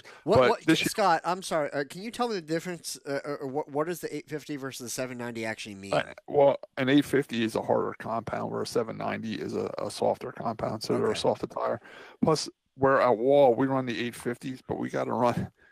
We're actually running right side tires on the left. We run the same tires all the way around. We run the 27s all the way around, where up there they run the 7090s and they run the left side and the right side tires. So they run 26.5s and 27s. So the 26.5s are even softer yet. Wow. So yeah, you would definitely have to at least buy a set of tires to go up there and race. But this year we're hearing that their Enduros, they're making it where you can bring a legal outlaw Enduro there and race, and that's what my cars are that I race at Grandview. So if that's true, the last Enduro they had up there last year, they opened it up to the Outlaw Enduro Series cars. Guys like Bob Wink went there and raced. If that's true, then on my dirt car that I race at Big Diamond, Bridgeport, and Grandview, I can go there and race. So that if that's true, I'm definitely gonna hit some enduros. Me and Nancy, I got an enduro car for Nancy this year too, so we're definitely going up there and run some enduros on the asphalt. How's bragging camp going? Well, Josh, maybe you'll have your car done. You can bring it up there too. Enduro is more my style at this point. Yeah, I think your car would be great for these enduros, and if that's true, you should definitely look into bringing your car. I do have to take it over to Timmy Steffen to get it straightened just in case and go through everything. Josh, so far you told me that you have to rebuild the motor and straighten the frame. You might as well just build a new race car. Yeah, but that's the cage going in, and then I got to start looking for a full containment seat, right, Scott? Now they pushed that off another year, and it's still highly recommended for 2019. They're not mandatory until 2020 now. Okay, but it's still a good investment, right? Oh yeah, the best thing to have. Yeah. And not only for safety, Josh, once you get used to sitting in that seat, it helps you in the race because you don't tire out as much. You're not holding yourself in the seat. Like, it really helps you in a long distance race, like in an enduro, you know? Okay. So yeah, I mean, there's a lot of advantages to the full containment seat. Eventually you got to get one. You got one after. We're also hearing through the rumor mill of 2020. Not only will you need the full containment seat, you're going to need the on board or inboard, whatever they want to call it, fire system. Now they're pushing for 2020. So more money we got to spend for safety equipment. You know. Well, in the name of safety, I don't mind as much. I'd rather spend, a couple hundred or let's just say a couple hundred on something that's safety related than on a lightweight spindle or something else that, like, if I don't have, I'm going to be, a couple hundredths off, and then I'll never see a win unless they DQ the top 10 kind of a thing. Does that make sense? Yeah, I mean, I not only do I enjoy building a fast car and a well-maintained car that doesn't leak or smoke, I like looking at my car and seeing that it's safe. I really do. I like looking inside my car and saying, wow, I did a nice job laying everything out in this car in the cockpit. I enjoy doing that, All right. So a couple things. Well, we're just in a. I hate saying it. Lump them all together. On the Cup side, we had some. Well, just in all of racing here, we had a few deaths. Gibbs. I know, JD Gibbs. I never met him. So, I did. I met him at Daytona. Of course you did. Of course you did. Yeah, I met him in Daytona. I met him and his father in Daytona on pit road, and it was first when JD was diagnosed with having brain problems or whatever was going on, and he was fading. He really was. I mean, he wasn't 100% when I talked to him, and it kind of got him quick. He only lasted a year or two after they announced it. It was a shame he died young. He was a great guy, loved the sport of racing. He's the one that got his father to go racing. He talked his father into going racing. He's the one that wanted to build the race team and kind of get away from football, So yeah, it's a shame we lost JD. Yeah. Addition to that, Glenn Wood passed away. One of the famous Wood brothers. Now, he was definitely older, so yeah, it was his time, So that's, but I mean, another icon. Did he were both the Wood brothers as a group are in the Hall of Fame? Is that how it works? Yeah, I think so. I think him and Leonard, right? Him and Leonard Wood are in. Okay, I'm not exactly sure. I'm throwing this to you because yeah, I'm pretty sure they went in together. Leonard and Glenn Wood. Eddie Wood is the son, so he's older now too, but he's pretty much running the race team now. Eddie Wood. Okay. Big George, from our own Wall Stadium, one of the head security guys. What's he actually? He was like head security. Yeah, he was head of security at Wall Stadium, but I know him way before that, man. He was a die-hard Wall Stadium guy. Me and Tim remember him from when we were kids. You know what's funny? He's always looked exactly the same. It's like he never aged. Like when we were kids, that's exactly what he looked like. He was 7 foot tall, heavy set, 7 foot tall. When he died, he was like 50, and he looked exactly the same when we were kids. Wow. But before he worked at Wall Stadium, not only did he work on pit, when he got old enough to go work on pit crews, he helped anybody and everybody in the pits. But me and Tim remember him. We used to sit with him by the flagger stand at Wall Stadium for years. He was there every single night. I mean, he never missed a race. He was diehard Wall Stadium, Wow. Good guy. He's going to be missed, man. He's right up there with, he like an icon at the racetrack. Somebody you're always looking forward to seeing, kind of like my father and Cliff, you know, and Linus Johnson and Don Ling. I mean, the list goes on and on. The people we lost in the last couple of years over at Wall Stadium, it's a real shame. But on a better note, I mean, rest in peace, Big George, but Jeff Gravat's getting better, man. Jeff Gravat's doing good. He's posting on Facebook. He's welcoming people to come visit him now. So Yeah. Well, it's going good for Jeff. So I'm looking forward to seeing Jeff this year at the racetrack. Yeah, hopefully he'll be back. I did want to say real quick as far as George, it was funny because he actually lived down in Barnegat, you know, just south of me. I And think he's originally from Wall. I think Yeah.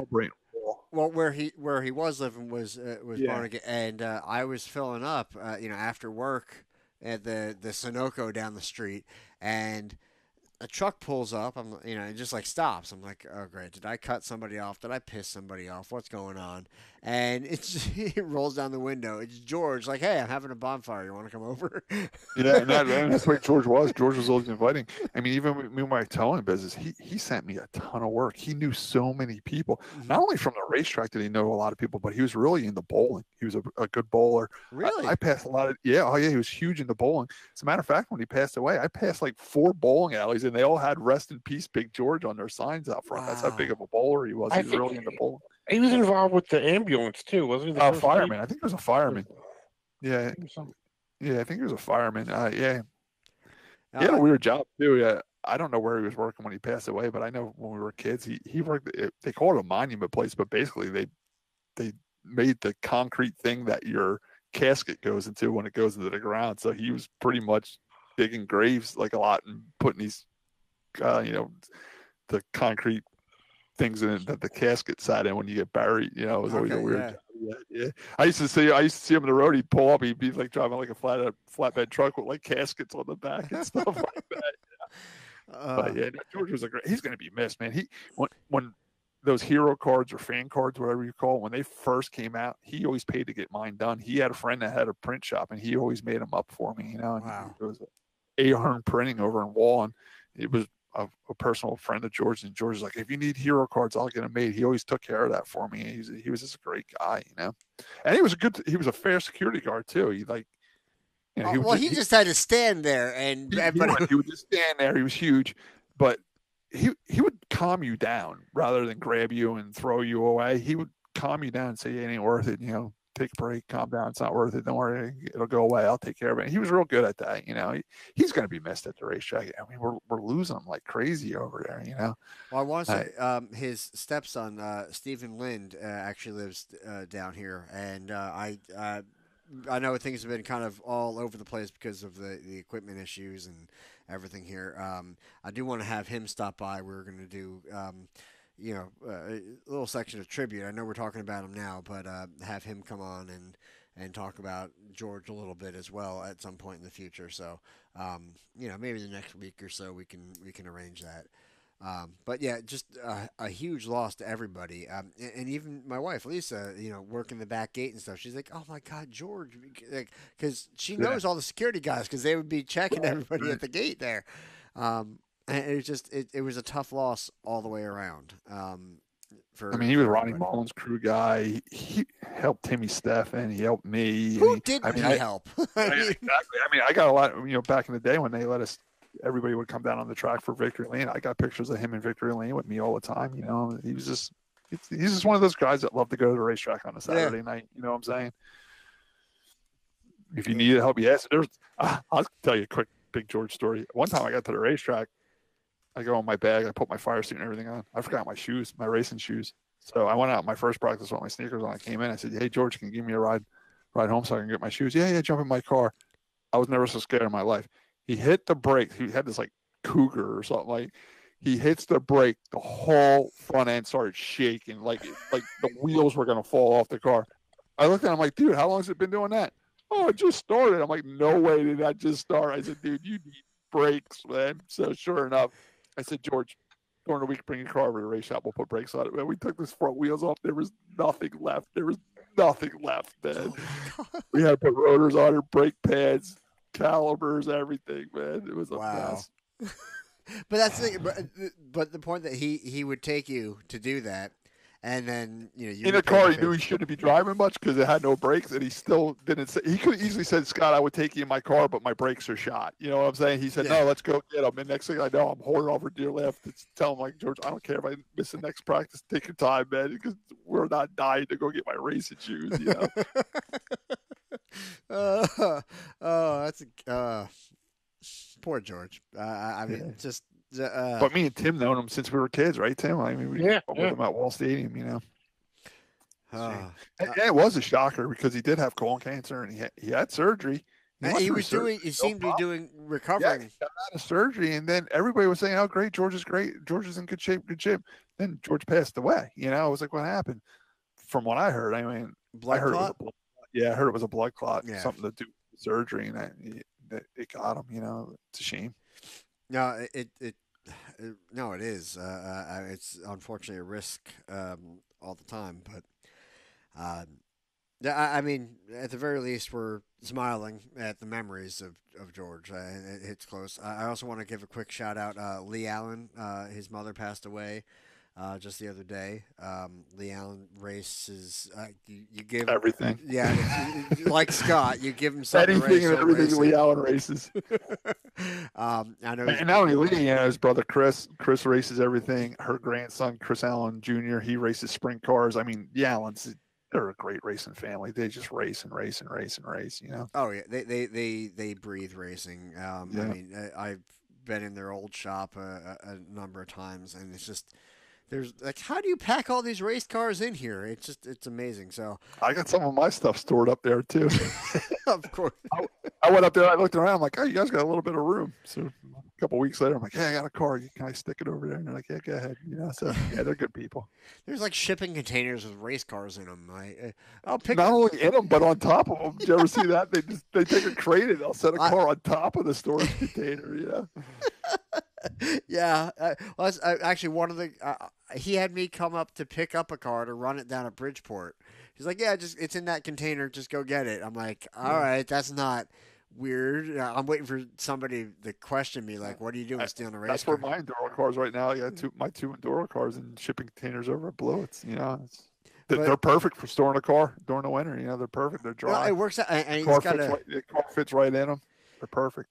And you didn't hear it from me, but there's trailers with like every part you could imagine. Oh, I know. Not only do me and him compete on a racetrack, we compete on story.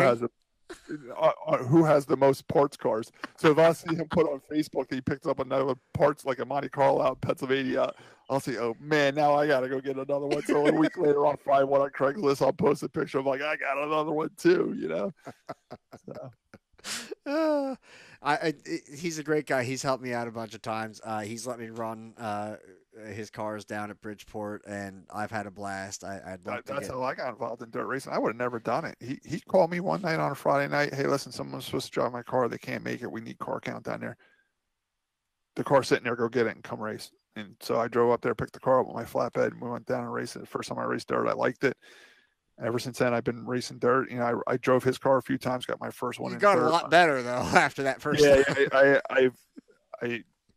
I got my first one in dirt, a car Lee owned. Then his partner Derek Jones had another car. They let me drive it for a little while, and then I bought it off them. That's the car I've been winning with Derek a lot wins lately. the 74, right? The 74, yeah. The car I bought now, that's the 7X. That was the 74X. That was Derek's car. He let me race it a few times, and I bought it from him. And I also bought another one for Nancy off him too. So, yeah, we're kind of like satellite teammates or whatever you want to call it. We help each other out and stuff like that. I think Lee helps everybody out. I mean, yeah. I'm sure he'd love to beat me on the track, but that's not much of a challenge. But yeah, just good family, great people, and so I'm very sorry for their loss. I'm sure they're still going to be out at the track. Opening day. Nothing's going to stop them. Yeah. So that covers the. And not only does that family race together, they work together. They have a business together. Like me and my brother would never have a business together, right, Tim? I don't know. I can ride around the tow truck with you. I mean, yeah, we could have a business together. I just have to do all the work. So really I'm sorry, Tim. What's the motto there? Where is it? Where nothing happens? Yeah, where nothing happens. Yeah. Okay. Interesting NASCAR thing. There's been a few things. I want to get to the rules thing, but real quick, Lowe's, longtime Jimmie Johnson sponsor, stepping away from NASCAR, and they're going to the NFL. You know what though? I learned a lot about sponsorships. One through Jeff Gravatt. Me and him always talk sponsorship. That's his part of the racing that he really likes. Number two, when I worked for Martin Truex Sr., we had AutoPal sponsors, which is now AutoZone. I think AutoZone bought out AutoPal, Okay. but we had parts store sponsors, and we had the national chain sponsors for the New England region. That's basically where the Busch North race back then. We had AutoPals, and we worked very hard keeping that sponsor happy. We thought we were doing everything right, winning races, doing store openings, closings, sales, wherever they needed the car, we would bring it. Good to me. Yeah, we were doing great. All of a sudden, they said, well, we're not going to sponsor you next year. We're going to sponsor, it was like some type of soccer league or something like that. I thought you were going to say Little League. No, it was soccer. It was some type of soccer league, not like super major, like minor soccer tournaments or something like that. And we said, well, how come? That makes no sense to us. Here we are, a race team. You sell auto parts. We're auto parts, people were cars, You don't sell soccer balls. Well, they explained it two ways to us. They said, number one, we've been sponsoring a car in the Busch Grand National North for 15 years now. Not Truex, but, a bunch of teams for 15 years. Okay. So everybody that comes to these races have seen this car with our name on it. We've already contacted them, touched, they know us by name. They've been to our stores. So now we go over to soccer, where it's a whole new group of people are going to see our sponsorship. So now we're reaching new eyeballs, new people. So it made sense. Number two, they had a guy who did the handle advertisement for AutoPals, and he loved auto racing. Well, he retired. The guy was older, 15 years, just with motorsports. He retired. They bring in a new guy. Guess what? He played soccer in college. Huge soccer guy. So he probably had friends and family that played in this soccer league. So he bought the racing package sponsorship. It's all about the guy that over the sun. Yeah, it's all about the guy that handles that money. Right. So I mean, Lowe's was in racing forever. Everybody knows Lowe's Motor Speedway. Jimmie Johnson sponsored Brett Bodine, Mike Skinner. Everybody knows them. So everybody shopped at Lowe's, has their Lowe's card. They know what they sell there. Now they're going to bring it over to NFL and reach a new audience. That's basically what it comes down to. I just. And who knows? It could have changed hands, and the guy loves football. That's handling that money now. So now he's bringing it over to football. Just like Josh, like say if your company wanted to sponsor a team, say if your boss came to you tomorrow and say, "Hey, I got like $3,000. I want to sponsor a local race team." You wouldn't wouldn't recommend a sportsman car. You'd recommend a factory stock guy because that's what you like. You know what I'm saying? So well, you can make the logo bigger. Yeah. Well, yeah. I mean, Lowe's did a great job in NASCAR. Now they're moving to NFL. It happens. It's nobody's. Some people might look at NASCAR's down the toilet. Lowe's left for the NFL. No, they just moved their advertisement around. It'd be like sponsoring the same billboard on the turnpike by exit 9 for 20 years. Well, guess what? Every person that gets off at exit 9 has seen that billboard. Let's move it down to exit 3 now. You know what I'm saying? That's basically what it comes down to.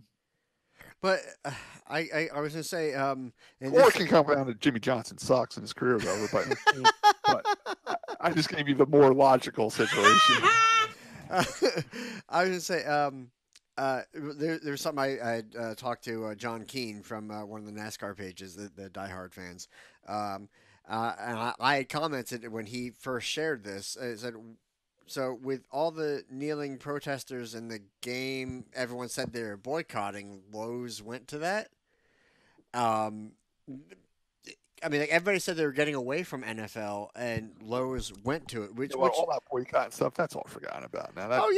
Everybody, enough people watched to complain about the Super Bowl and how boring it was. So all those people that complained that it was boring were the same people that said they would never watch again too.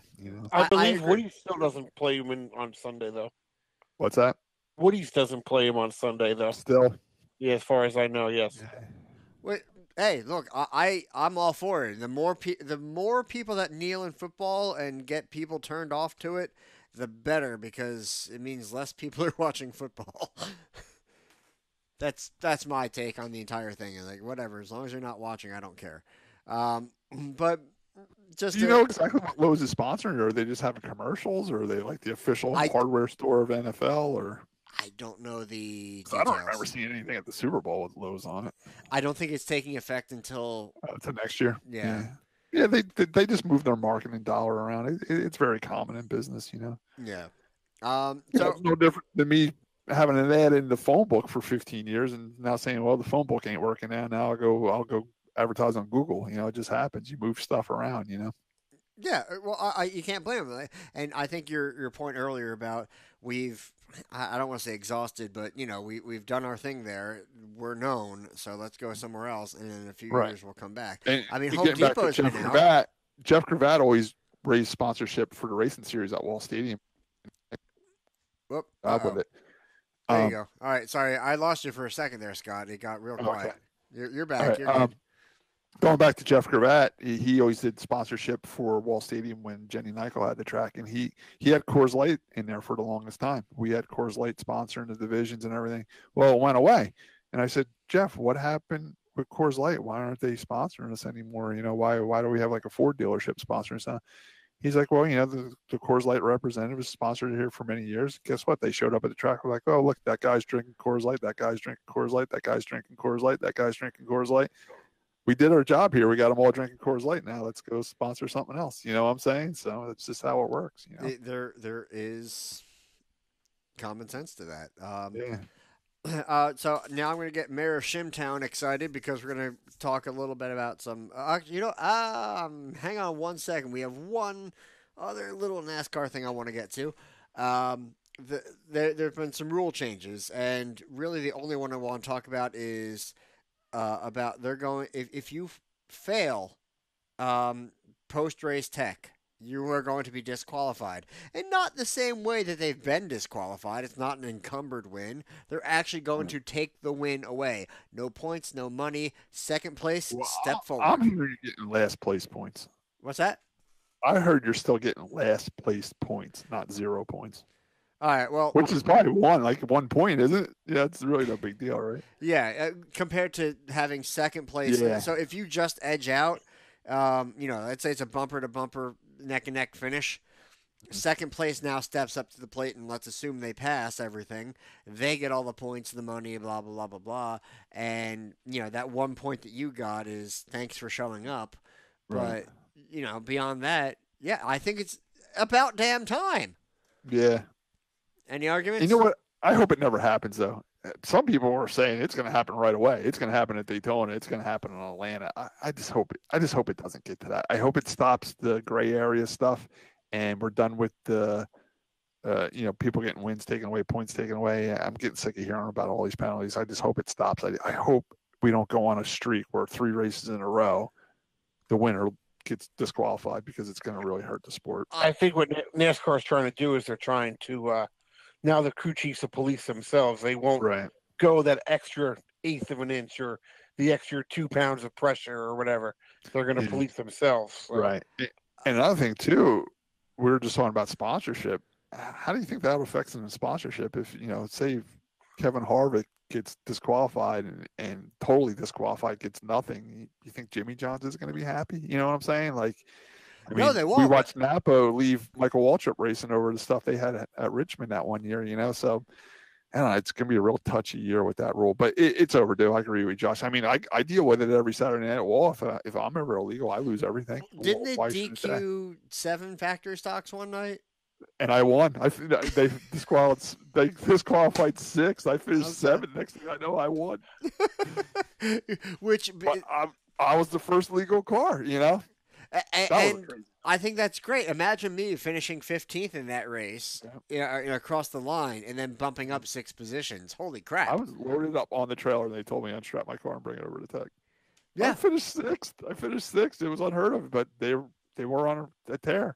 Because what happened was they disqualified somebody, and they're like, "Well, bring the next guy in." So they brought the next guy in. He's disqualified. Bring the next guy in. Next thing I know, I'm like, bringing my car over. I'm like, I finished 6th, and I left there with the trophies. I put on Facebook that I won that night, and everybody's like, "What the hell happened?"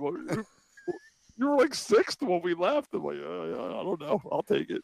Yeah, but I think it's a good thing. I think it was aluminum pulleys that night. Yes, I think they were busting if I remember with. correctly. I was the first one with steel pulleys. Yeah. I'm all for it. I think it's a good way to go. But at the same time, now you're saying you hope. Now, do you think that'll happen in NASCAR too? Because they're all concentrated on taking the win away. What if second place is disqualified? Well, I'm fine if it goes down the line. If you hold up the rules that way. Josh, that's funny you bring that night up because I never even thought about that. It can go right down the line. I mean, what if you have Stewart Haas finish 1, 2, 3 at Daytona? Look, as long as Chase Elliott and Kyle Larson aren't the ones that end up winning, I don't care. Yeah. But in all seriousness, as long as they hold true to that rule, I don't really care.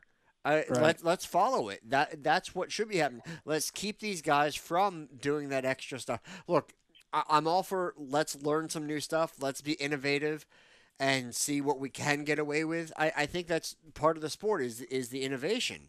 But at the same time, when you're told, you're only allowed this much camber and you go past it, it's a black and white rule, Well, now is it going to be going back to the rules? Is it going to be a thing like when you win, they don't check the same thing. We're going to do the cam this week, and then next week we're going to do whatever. Are they going to do the same thing over and over again? They're talking about doing a complete teardown, just like they do at research. How people drive 4 or 5 hours to get to these. Well, races. that's what they're saying too. They're saying it's going to be hard on the tech officials, and what they did too to do this. They used to use the same tech officials for the Truck, Xfinity, and Cup. Now they just have a Cup only crew, and they're gonna, they're and that was a couple questions that were asked on satellite radio today too. Is it the same group of tech guys that do the post race and the pre-race? And they said, yeah, it is. So it's gonna be a long day because they got to be there early in the morning doing the pre-race. Well, they can take a nap during the race. But you know what? The tech officials really don't do nothing. The crew's got to pull the car apart. They just stand there and look at it. You know what I'm saying? So. Well, they got to make sure that the crew that's tearing it apart isn't like hitting the fender. Yeah, but it's not like the tech guys are laying underneath the car turning wrenches. They just stand there and watch them take it apart. Well, what's going to suck at first is like you're going to either be at the track watching the race or watching it on TV, and then now you got to sit there in the back of your mind for the next hour. We had to anyway because it was getting to the point. Come Tuesday and Wednesday, we're finding out it was an encumbered win. Yeah, they still won. Yeah, they still won. Yeah. Well, that's the problem. But now I'd like to see. I'm fine. Like it's great that they're pushing to have it happen that night. Even if Wall Stadium got so bad with it, you don't even get the trophies until you pass that. Like the trophies are standing within victory lane. We used to put them right in our car and drive into the pits with them. Now it's like they just take the trophy away from you right there, and the trophies you get at the end of the night are in the tech shack, so you don't even get them because what happened was people were winning. They would get the trophy. They'd fail tech, and they want to get the trophy back. You know what I'm saying? Or they would destroy it. One time, Ronnie Mullen won.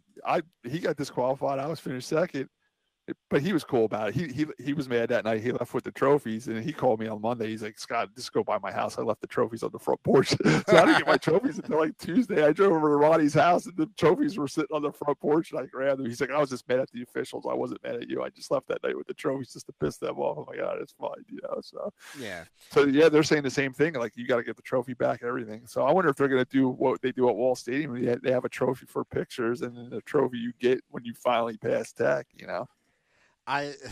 We're going to have to see how it turns out. Now, Scott, you said you hope that it never happens. I kind of hope that it happens at least once, if nothing else, to vindicate NASCAR for making this rule change. Yeah, right. Just to show that they're really doing it. That's nothing's getting swept under the rug. You know what I'm saying? Yeah, because if you make this rule change and then you don't see a result from it, it's like, well, why bother? I hope something stupid doesn't happen. Like, say the guy that won the race got into an accident and something got altered in the accident. Yeah. And then he loses the race. Right. Then he drove his ass off with a bent up race car, won the race, and it gets taken away because it doesn't meet the. Yeah, I mean, now I know if I was I'm not a donuts type guy anyway. I think that's childish. I win a race, I act like I've been there before, and I just pull in the victory lane. But now these guys might not want to burn the cars down on the front straightaway either because they got to go through tech. I mean, they had to go through tech before too. Well, the burning it down thing was limited a little bit in some races, not all, by the engine rules last year. Right. You over and over again. Yeah, exactly. So, like, Truex, I remember at Warner Racing, like, do we need this motor? Nope, we don't need it again. Have fun. Burn it down. Yeah. But now, again, I remember back in the days when they had the All-Star race. I mean, no, I think it was the Coke 600 back in the day. Darrell Waltrip passes the line and going in the first, picks the checker flag, going to turn one, the motor blows up. He presses the clutch in, blew the motor up because the motor was illegal, Well, so are we going to start seeing stuff like that? Or are we going to see people spinning around in the grass trying to rip something off the car or hitting the wall or something like that so they can say, oh, that happened during the victory lane celebration?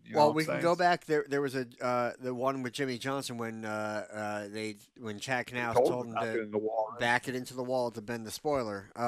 Now, but Scott, the factory stocks have one rule that I can bring up right now that actually addressed that kind of a situation, which was the camber rule. You were allowed 7 degrees, right, Scott? Yes. 7 degrees of camber. If you are 7.1 to 7.5, you only lost a few positions. You didn't lose you get bumped back like 3 positions. Yeah. If it's over 7.5, it's a total DQ. No points, no money.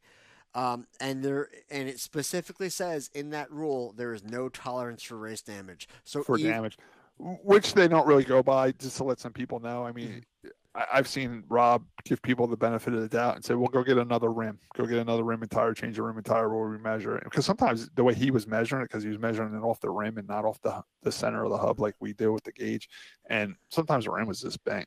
He would either jack it up and spin the wheel so you're measuring on a different part of the rim, or he would let the guy change his rim, exactly. But if you bend a control arm, though, yeah, you're screwed.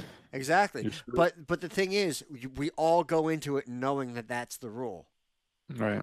And it may be your money, it may not. Yeah, but something's so obvious. Like if you come in and your fenders crushed it and your A-frame's bent where it's hitting the exhaust manifold, then you got wrecked in the race. There's no way around it. You know what I'm saying? Yeah, but then also at the same time, if you got hit that hard, how did you win?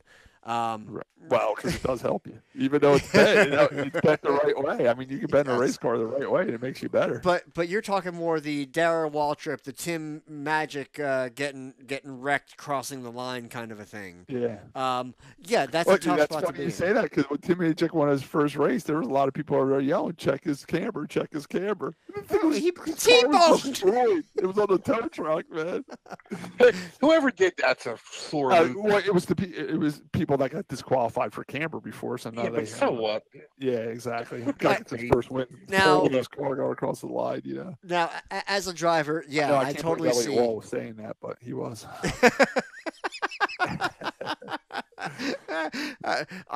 I see the point, and I agree. But the thing is, if you put it in the rules that there is no tolerance for damage or something like that, then you at least can put it in the official's hands to say no.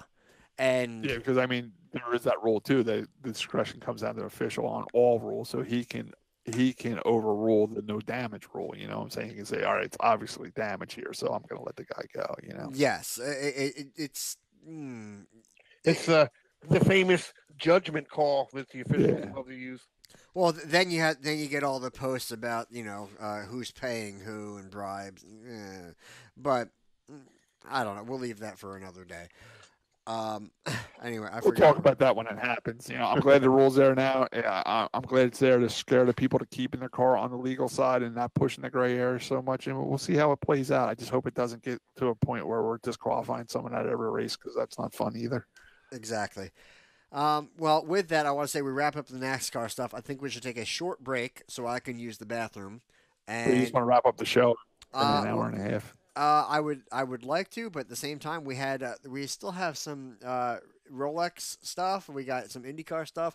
It'll be a short second segment, but let's take a quick break and then we'll come back and wrap that stuff up. Okay. All right. Save your cat in the window blinds back there. Yeah, that's another reason we need to take a break. The cat's gonna hang himself. We'll be right back after this.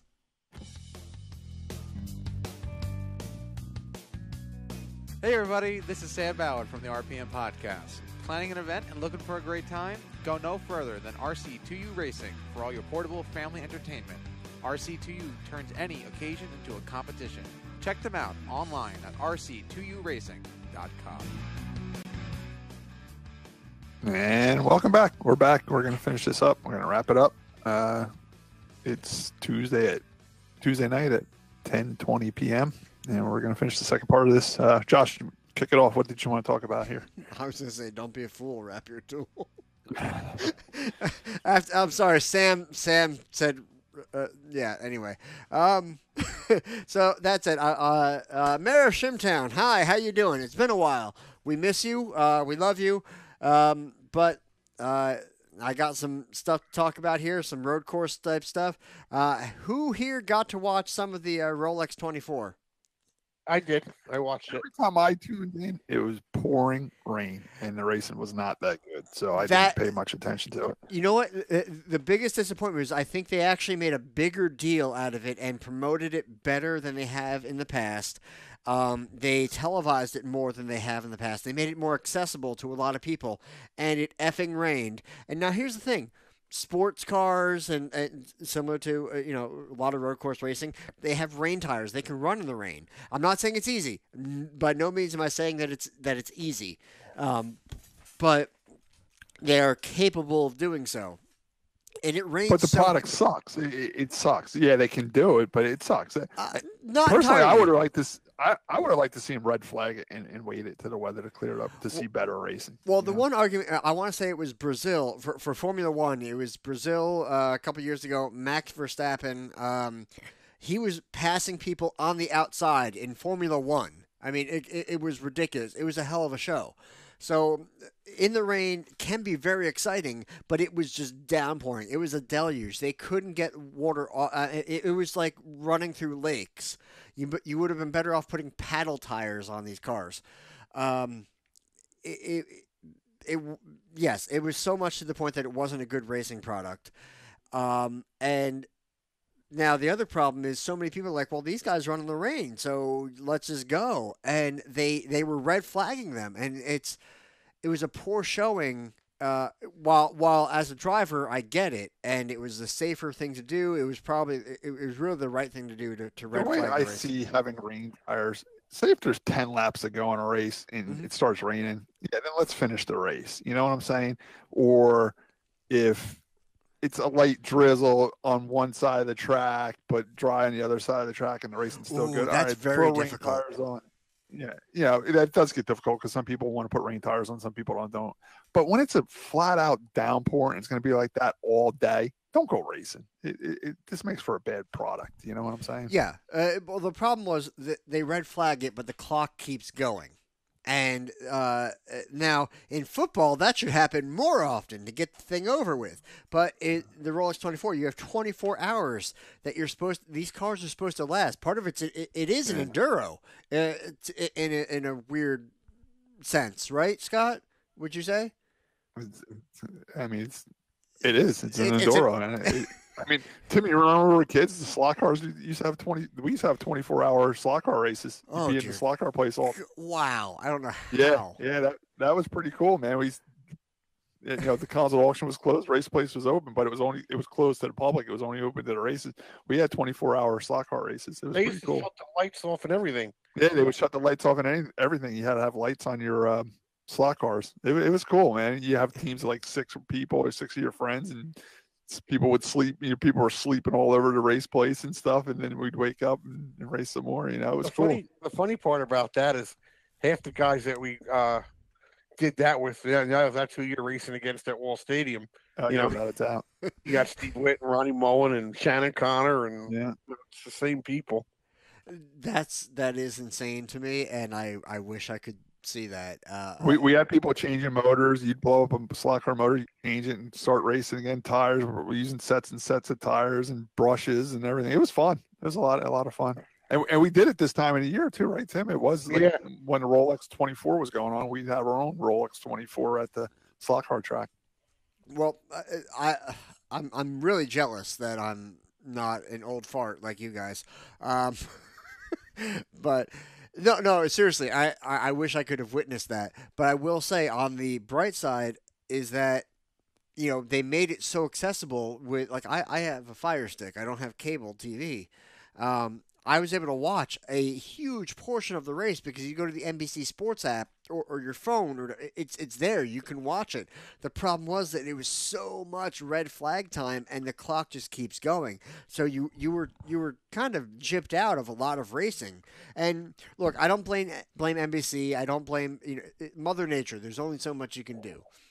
They did everything they could to get the water off the track. They fought it, and for the most part, they lost. It was just a shame because there was a lot going on, and they had to keep stopping it for this rain, and it was a shame. It became kind of like this year's Super Bowl. It became. I was underwhelmed, unfortunately, because I was really looking forward to it. But what are you gonna do? It is what it is. It's racing. Like you win some, you lose some get rained out. Everybody loses when it rains. Everybody. Yeah. Track loses, fans lose, race car drivers lose, sponsors lose. It's you can't do nothing about it. I wish they'd have said, listen, we ain't doing it today. We're doing it tomorrow. You know what I'm saying? I actually completely agree with you, Scott. That would have been a much better option. I mean, granted, I don't know what their forecast was going to be for the next day, but it's Florida. It only rains a day and then it stops. You know what I'm saying? But that's true. So the series. I'm sorry. I'm trying to think. We had your different classes, right? And a lot of people care about the Daytona prototypes and that. The LMP. I don't. Neither do I. But I'm just saying a lot of people do. I don't know much about road racing, but I like the cars that look like cars, like the Corvettes, the Mustangs, stuff like that. I enjoy them. Right. Now, the funny thing was the LMP2 class. I don't know if they had a neat way of dividing that sidebar that I hate on the the side of the screen. They divided up into the top 4 or top 5 in each class. I accidentally said top 4 because in the LMP2 class there were only 4 cars total for the class. That'd be a perfect class for you, Josh. You get a top 5.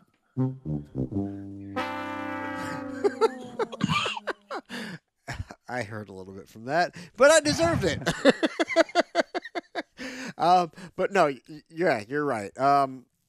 That was kind of a shame. And I don't know, is that a class you just get rid of for the next year, or do you try to encourage more people to go into it? I mean, I don't know enough about the sport. Is it a division that's been there for a while and it's dwindled down to 4 cars, or is it something they just started and they're trying to build it up? All I know is I've seen this happen before because they had a GTX something class, and they had a very similar problem. It's funny. If you research that a little bit more, if they had 4 cars in that class, they're probably all the same team too. So like probably a team of 4 cars showed up, Yeah.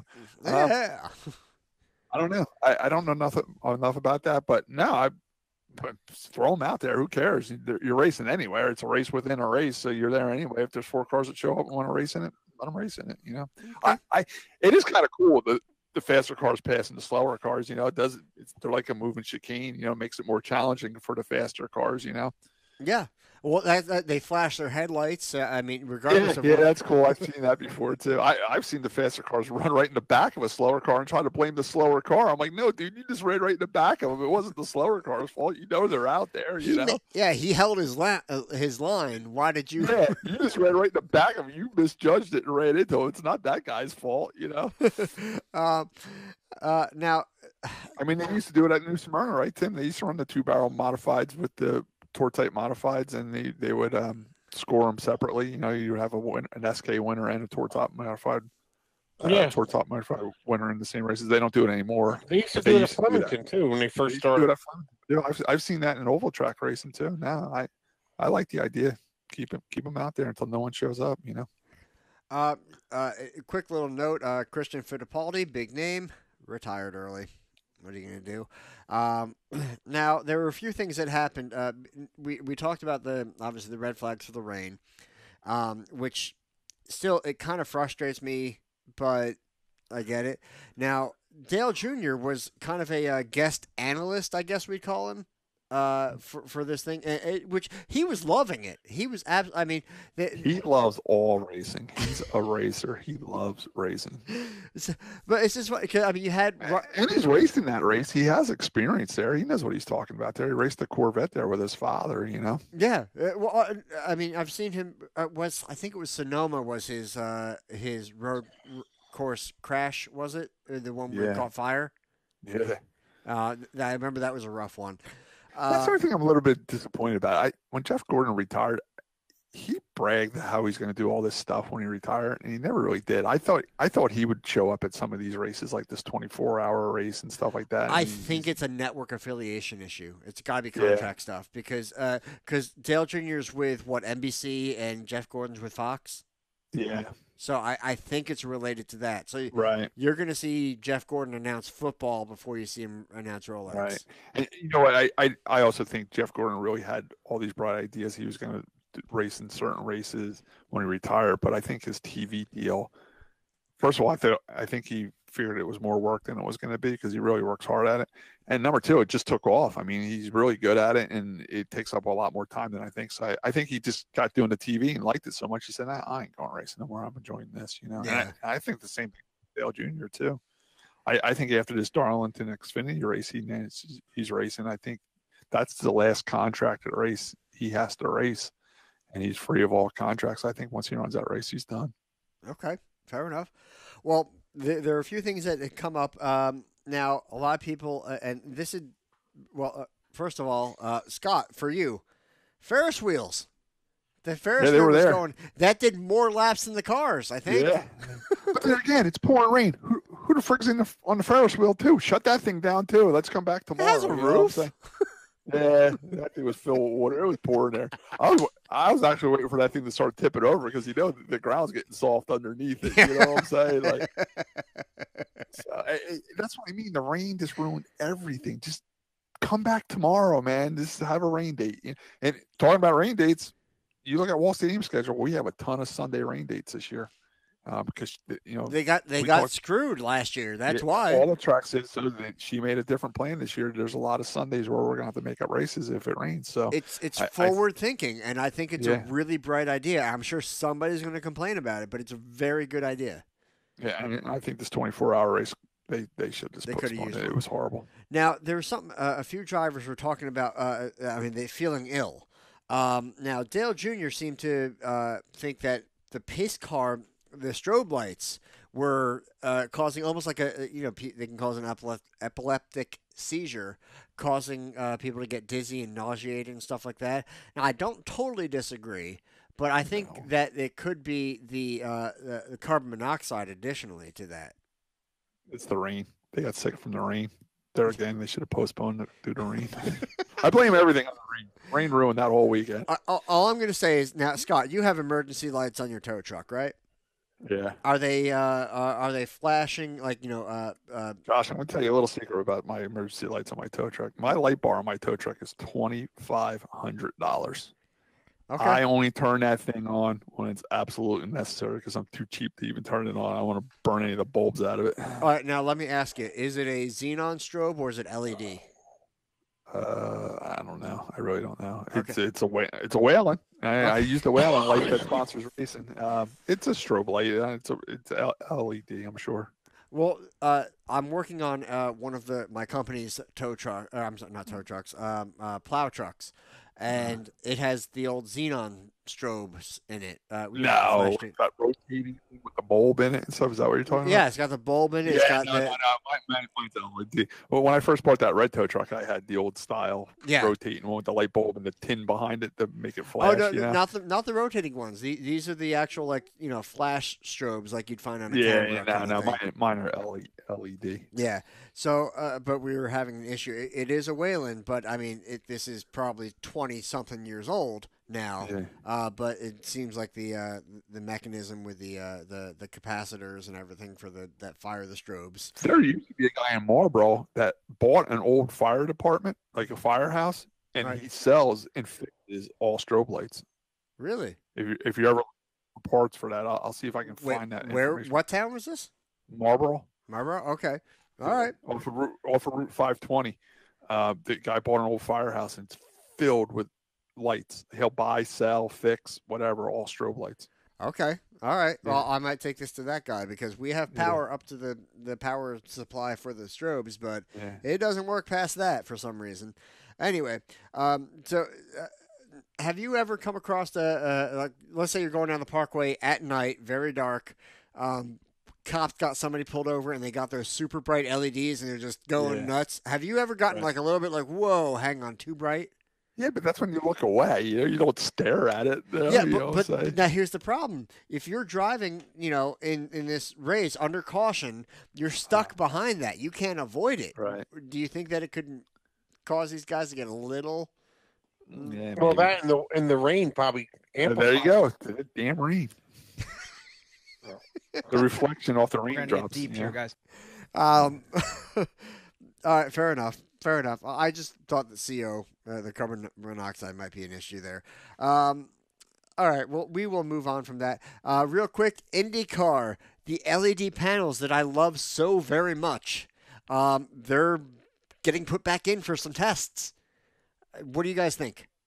Why did they do away with them? Yeah, they did away with them because apparently the vibrations from the cars, I don't know if it was from the engine or from stuff through the suspension. Yeah, they got to figure that out, man. I like that. I thought it was cool. I thought, number one, I thought it was cool. It showed the position they were running. Number two, a couple of times they would put like the American flag in there or Italy flag or Italian flag or whatever. Yeah. It was cool. I think it was a cool option, man. I really liked it. And it gave you something else to look at on the racetrack. You know what? Even with these kids nowadays putting all these stupid lights underneath their trucks and cars and stuff, this new generation likes lights. So they got to figure out how to get that to work on Indy cars. I thought it was something be cool if NASCAR even went to it, Well, I liked it because additionally, to all the stuff you already mentioned, Scott, was that when they would do their pit stop, it would do the time. It would count the pit time. Yeah. How long? Wouldn't it also light up like red or green to tell you what tires they had on the car too, like if they had the reds on or the greens or something I like don't remember that happening, but that's not a bad idea. If they could do that, that would be great. But I like the lights. I'm really excited that they were testing them again, trying to maybe they got the problem solved. Listen, because I saw them at the Rolex. I watched jets fly over my house all night long because I live by Lakehurst Air Force Base. Mm-hmm. They're filled with lights, and they're not breaking or vibrating or whatever. So they can get them to work on fighter jets. They can get them to work on an Indy car, I agree. So let's hope that it works out. They got everything solved, and they can make it work. Another thing was that the IndyCar series has a new series sponsor. It had been Verizon. Their contract was up. We weren't sure what was going to happen. We had a similar issue with NASCAR. NTT.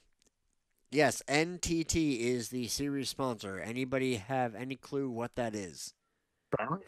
What? Bearings? I think it's a communications type thing. I'm not sure. I know there was NTD that used to sponsor Michael Waltrip's racing the trucks, and they were bearings, like wheel bearings and stuff like that. Like I used to buy those wheel bearings and stuff. I thought you said NTD. No. NTT? Yes. I have no idea. But then again, that's why they're sponsoring IndyCar, because we're going to know what they are. NTT Data Services is what I'm finding so far, and they also sponsor a car. And it was remember, was it Sprint? You had Singular or AT&T sponsoring. I want to say it was Jamie McMurray at one point, but then Sprint took over. But there was a clause to allow previous. But then there was a Motorola thing that happened, and that's when they were blacking out like the Sprint Cup logos on their fire suit. Instead of being black and yellow, it was just all black, so you could barely see it. Yeah. So I don't know how that's gonna work out with anybody else that has data related things like Cisco or something like that on their cars. I hate when touring series get weird sponsorships, because then it makes it for a weird name of the series. You know what I'm saying? I like when the sponsorship matches the series. Like Winston was cool because it was the Winston Cup, and then I don't know. Well, it was also that for a very long time too. A very long time, so you got used to it. Like it almost went together. Like even it's funny. Like this is how much goofy I am with racing. Like when I was looking for houses, I would see a house being sold by Remax, and I'd be like, Arca. Man, it's called, yeah. And I would call it to the realtor. I'm like, hey, well, you work for Arca Remax. Can't you help us find a house? You know what I'm saying? It's like, no, they work for Remax. They don't work for Arca Remax, you know? I did the same thing, Scott. I honestly did, and it's embarrassing. But, well, I mean, I got very used to the Verizon IndyCar series. I can't say it like Lee Diffie with the Australian accent. But now it's going to be the NTT IndyCar Series champion. I don't know. What is it? It'll be interesting, but it's kind of a no name. But they do sponsor a car independently of the series, so we're going to see how that plays out. I don't know if that's going to be a conflict of interest in IndyCar. Probably not, really. Yeah. But look, good for them. They got something. I'd like to see more happen. I'd like to see the competition get a bit better, but let's just get the series surviving for right now. They're doing well, though. They're on the upswing. I do believe they're on the upswing, especially with NASCAR. I don't want to say on the downswing, but with NASCAR kind of leveling out, let's say. Yeah. Because we saw they that call spike. it right. Did you see what their terminology is? It's right sizing. We're right sizing all the racetrack seating and stuff like that. That's right size. So it's not bite size; it's right size. Right. That's making their sizing right. You know, that right is sizing. Weird. Okay. All right. I get it. You're downsizing. That's what you're doing. You're downsizing. You're downsizing, but you're cleverly right naming it. Yeah. Okay. A couple quick things. The Snowball Derby. This might hit home for some people. No more live pit stops. I guess after that kid beat up his pit crew on pit road or got beat up by his pit crew, I guess they don't want that. It's a cost saving things. These guys were getting crazy. They were spending thousands and thousands of dollars or bringing cup teams down there to pit their late model and one or two pit stops a race. You think it's a good thing then? Yeah, it's a good thing. I agree. A lot of people were bitching and saying that it was not. I think it's a good thing. Tim, what do you think? I think it can go both ways. The fans like the live pit stops. But like Scott said, the car owners probably don't because they're spending $5,000 to have these guys down there to do 2 minutes worth of work. And that's why that kid that got in a fight with his pit crew was so mad. He said he spent $5,000 to get these guys down here to pit his car, and all they did was party and hang out with their buddies. And when it came down to crunch time, the money stopped. They screwed it up. So right. I agree. I think it's for the best. I'm for anything that is budget friendly or competition friendly. So I just thought that was I don't know. A lot of people were upset about it. Real quick, I want to mention that the Wall Stadium Sunday Series banquet will be the Saturday before the Daytona 500 at the Riverview Pavilion, Route 33 in Belmar. That'll be February 16th, just in case you're like, what the hell is the Daytona 500? We talked about off air the Waterford grandstands. They got their permit and demolished the first section, I believe, and they're going to be putting new grandstands up. Is that correct? I believe they're all gone now. They knocked them all down. Yeah. Concession stands and everything, from what I saw. Really? Yeah. That place desperately needed new grandstands.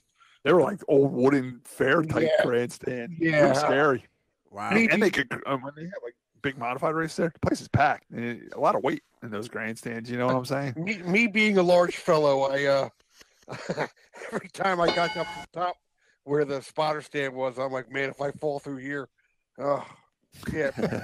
Remember, like when we were kids, New Egypt, when the grandstands were real shady, when they were all wood, I'm just looking forward to see what they're putting up. I mean, you can still cheap out and still get old style grandstands where they're wood. I wonder if they're going to go crazy and get like nice aluminum grandstands. I think in this day and age, a lot of these places get them from another baseball field. Yeah. Who knows? They might be getting some from NASCAR. They might get some from Daytona or one of these Dover.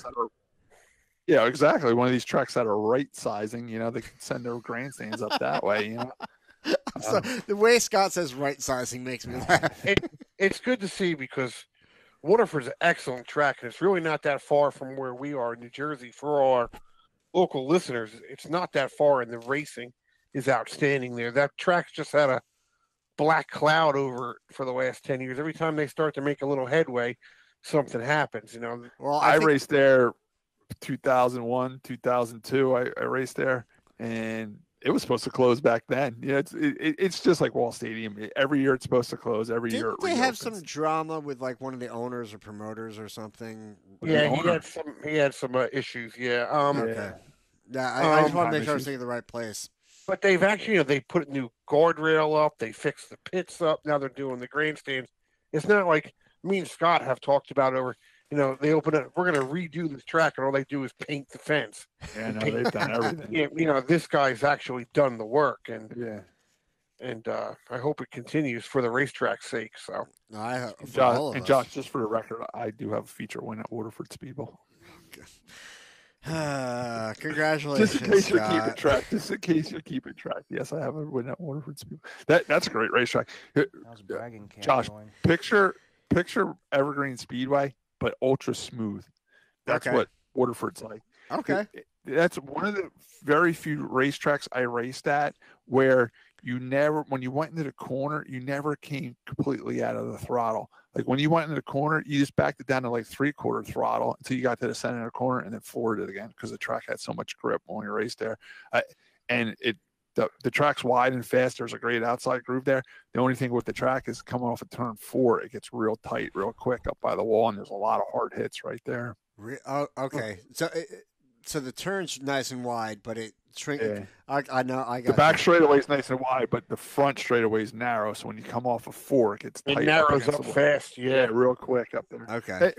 Like Evergreen. Evergreen's kind of like that too, But just picture an ultra smooth Evergreen. That's what Waterford Speedbowl is. Okay.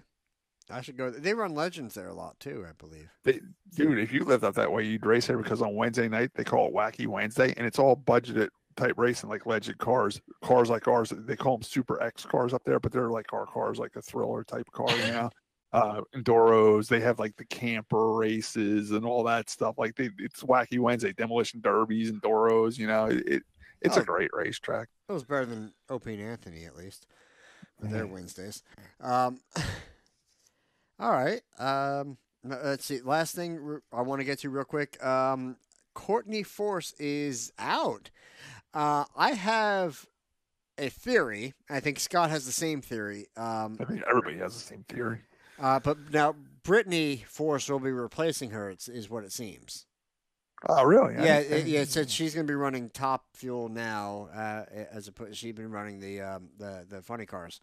I don't follow drag racing that much, but Courtney Force is quite a bit more successful than Brittany Force, or are they? I don't follow enough, and I'm terrible at this, and I deserve every bit of flack that I get for it. But they've both done pretty well, and they've forged quite a way for women in motorsports, at least in drag racing, more than RuPaul. So that was a bad joke. So my theory is seriously, she's got to be, having a baby or something, or starting a family or something. Yeah, it's got to be. Like, what else would it be? Because she was also like super hot, right? She was always I'm gonna sound like a pig, but I think she was the more attractive of the sisters right now. But like she did more stuff like magazines and stuff like that, like yeah, sex appeal stuff, Exactly. Ron Capps is gonna let us know all about that. Yeah, I mean the truth will come out soon. I'm sure we'll find out maybe Courtney's starting a family, because why else would she walk away from it? I think Danica's doing the same thing, honestly.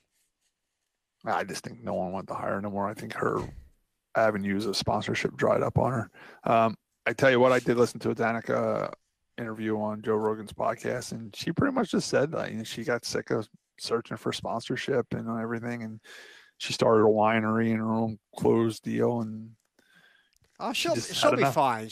She's not gonna. And another thing too, this might even have. See, I didn't start racing until I was like 16, 17, 18. I mean, look at my brother's kids, my nieces. They start racing when they're 5, 6 years old. Same with Danica. She's been racing when she's 5, 6 years old.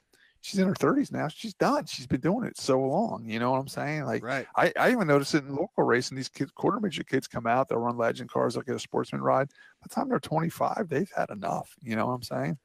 They've been doing it 20 years by then. You need a break once in a while. You need a vacation. Yeah. And Danica just did what she could do, and then she's done. She opened up a winery, and she's just doing other stuff in life now.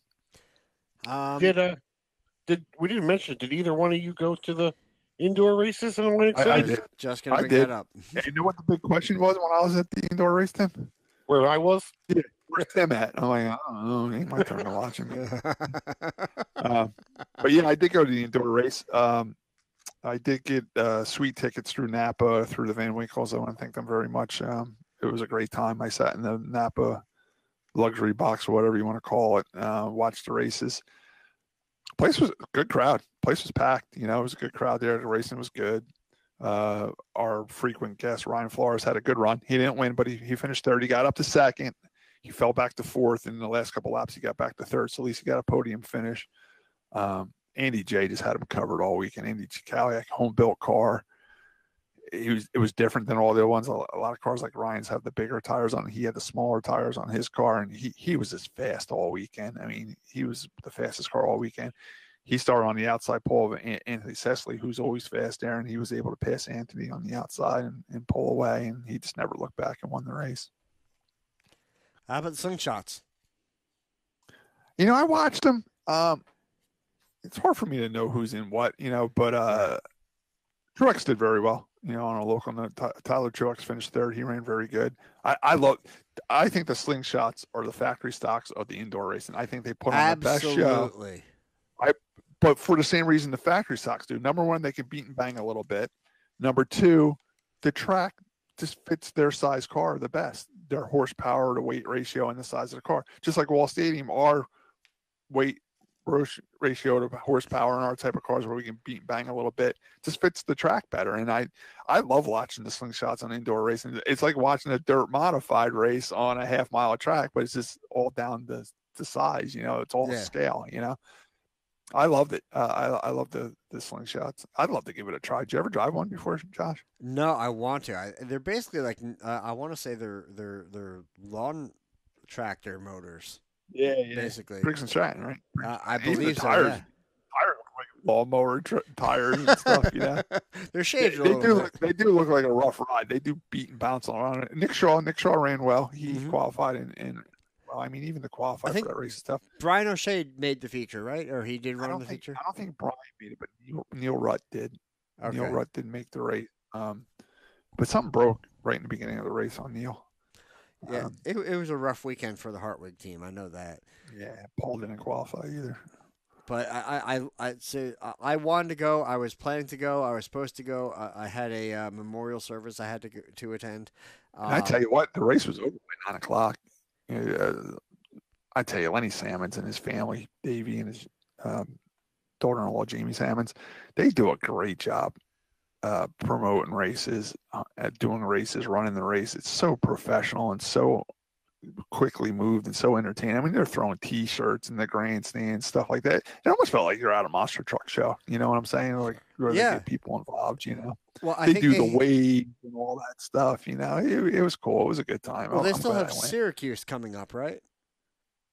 Yeah, they still got Syracuse coming, but that's not until like March or something. I might try to make that because I did not get my indoor fix. Another quick note: in Atlantic City, they had Mike Titebeck, who was injured. Man, there wasn't a dry eye in the house right before the race. They did a whole. Hear what I'm saying with the Salmons being so professional. They had a whole video of Mike Titebeck, like his wins, all the years he raced, like a highlight video playing. And then they showed his wreck, and then they showed him in the hospital. They showed him having surgery, and then like they dimmed the lights down. They put the spotlight in. And they had Mike and his family walk out. He got a standing ovation. People were crying. Like they did a real nice tribute with Mike being there. And to top it off, Andy Chikaliak won, and he wins $5,000 for winning the race, and he donates $2,500 of it to Mike Titebeck and his family, so that was good to see too. That's awesome. I'm glad that Titebeck was able to be there. I know he's still suffering quite a bit from his injuries. Oh yeah, he walked out. He walked out with a cane, but he did walk out. You know, it reminds me when these football players get hurt and they're paralyzed or whatever, and then they walk out on the field and everybody stands up and cheers. It was a touching moment, that's for sure. I'm glad that they did that. I'm glad for the family, and I just, you know, we still wish, you know, him the best in continued recovery, even if it's never in a race car, you know, just to be, you know, a person remotely close to what he was. I wish I got to know him better prior to his incident. But I mean, everybody liked him. Everybody still likes him.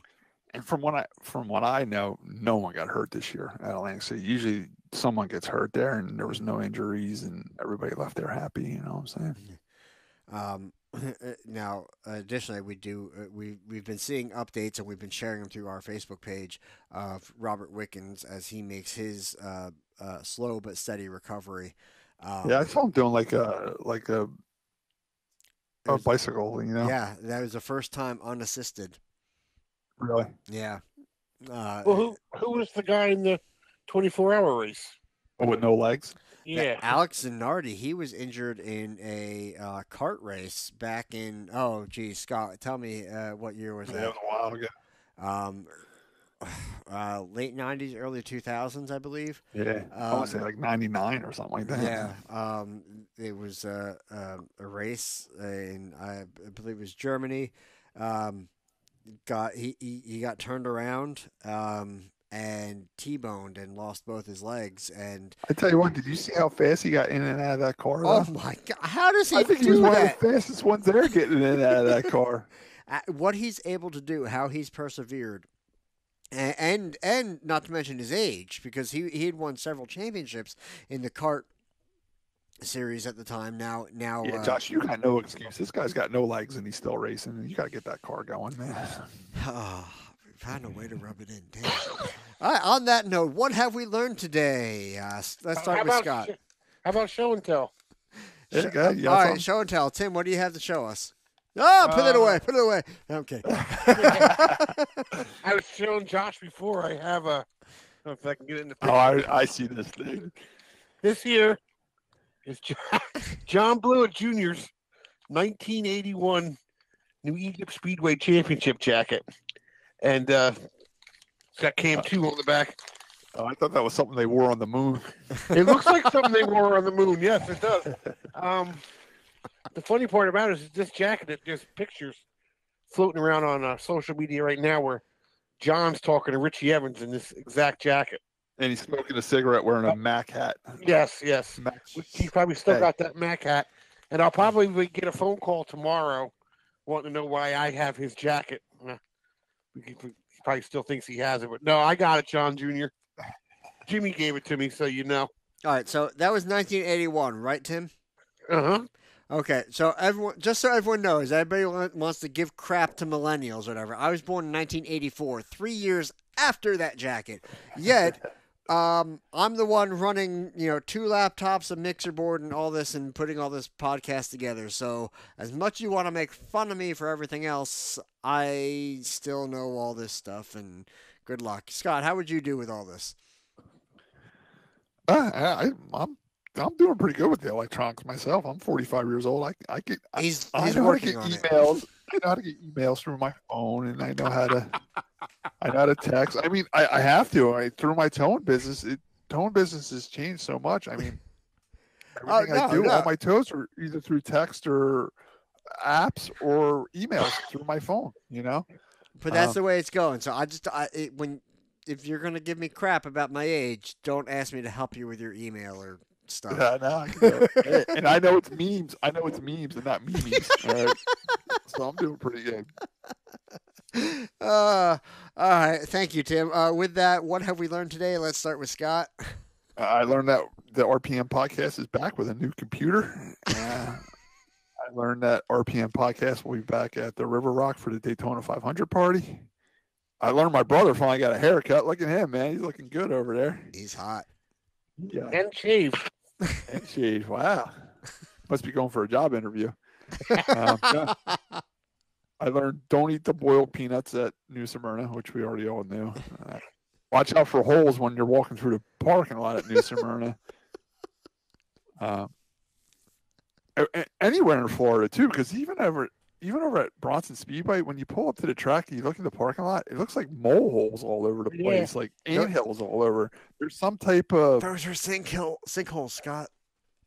Yeah, there's some type of animal out there that burrows and makes these holes and stuff. And you're groundhogs? that's it. I learned I'm not going to Speed Weeks this year, and either is my brother, so it's gonna be a Riggleman-free Speed Weeks down there. So that sucks. Don't leave us on a depressing note.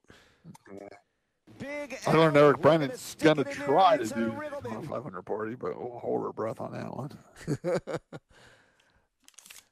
That's it. Tim, what did you learn today? I learned that our buddy Eric Brennan has the best dry rub in the business.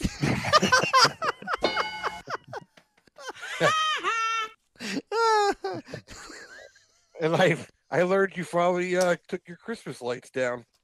That I did. Is that it, Tim? Yeah, that's good enough for me. I learned that Tim liked it naked, his wings. I learned that Scott will not take Jimmie Johnson's championship away. No. I learned that Tim needs to ride a bike. I learned that Max Pappas sells his steering wheels in Florida. Scott is not special anymore. And I think that I learned that Tim thinks it can go both ways. I also learned that we started the show saying we didn't have much to talk about, and we went 2 hours, so we did all right. When don't we? That's all I got. So we'll do it again next week. What do you guys say? Yeah, we'll do it again next week. We'll talk about what happens at Bronson. We'll talk about the ARCA race. We'll talk about New Smyrna getting started down there. But yeah, I mean, we can't go to Wall this weekend, so go to Bronson, go to Speed Weeks, go to some. If you're in Florida, go to some race and support. Yeah, and everybody that's driving down there, going to listen to this on the way down. Just have a safe trip down there. You know, you always hear about people having accidents and stuff. Just hopefully everybody makes it safe there and back. So. Yeah. Good luck to everybody. I was there. Hope our New Jersey friends that are racing down do well. Jonathan LeRae, Jimmy Blewett, the kid that races over in ARCA, Joe Graff. You know, we hope he does good too. Drive safe. Go to Speed Weeks. Go to Speed Weeks. Good night, everybody.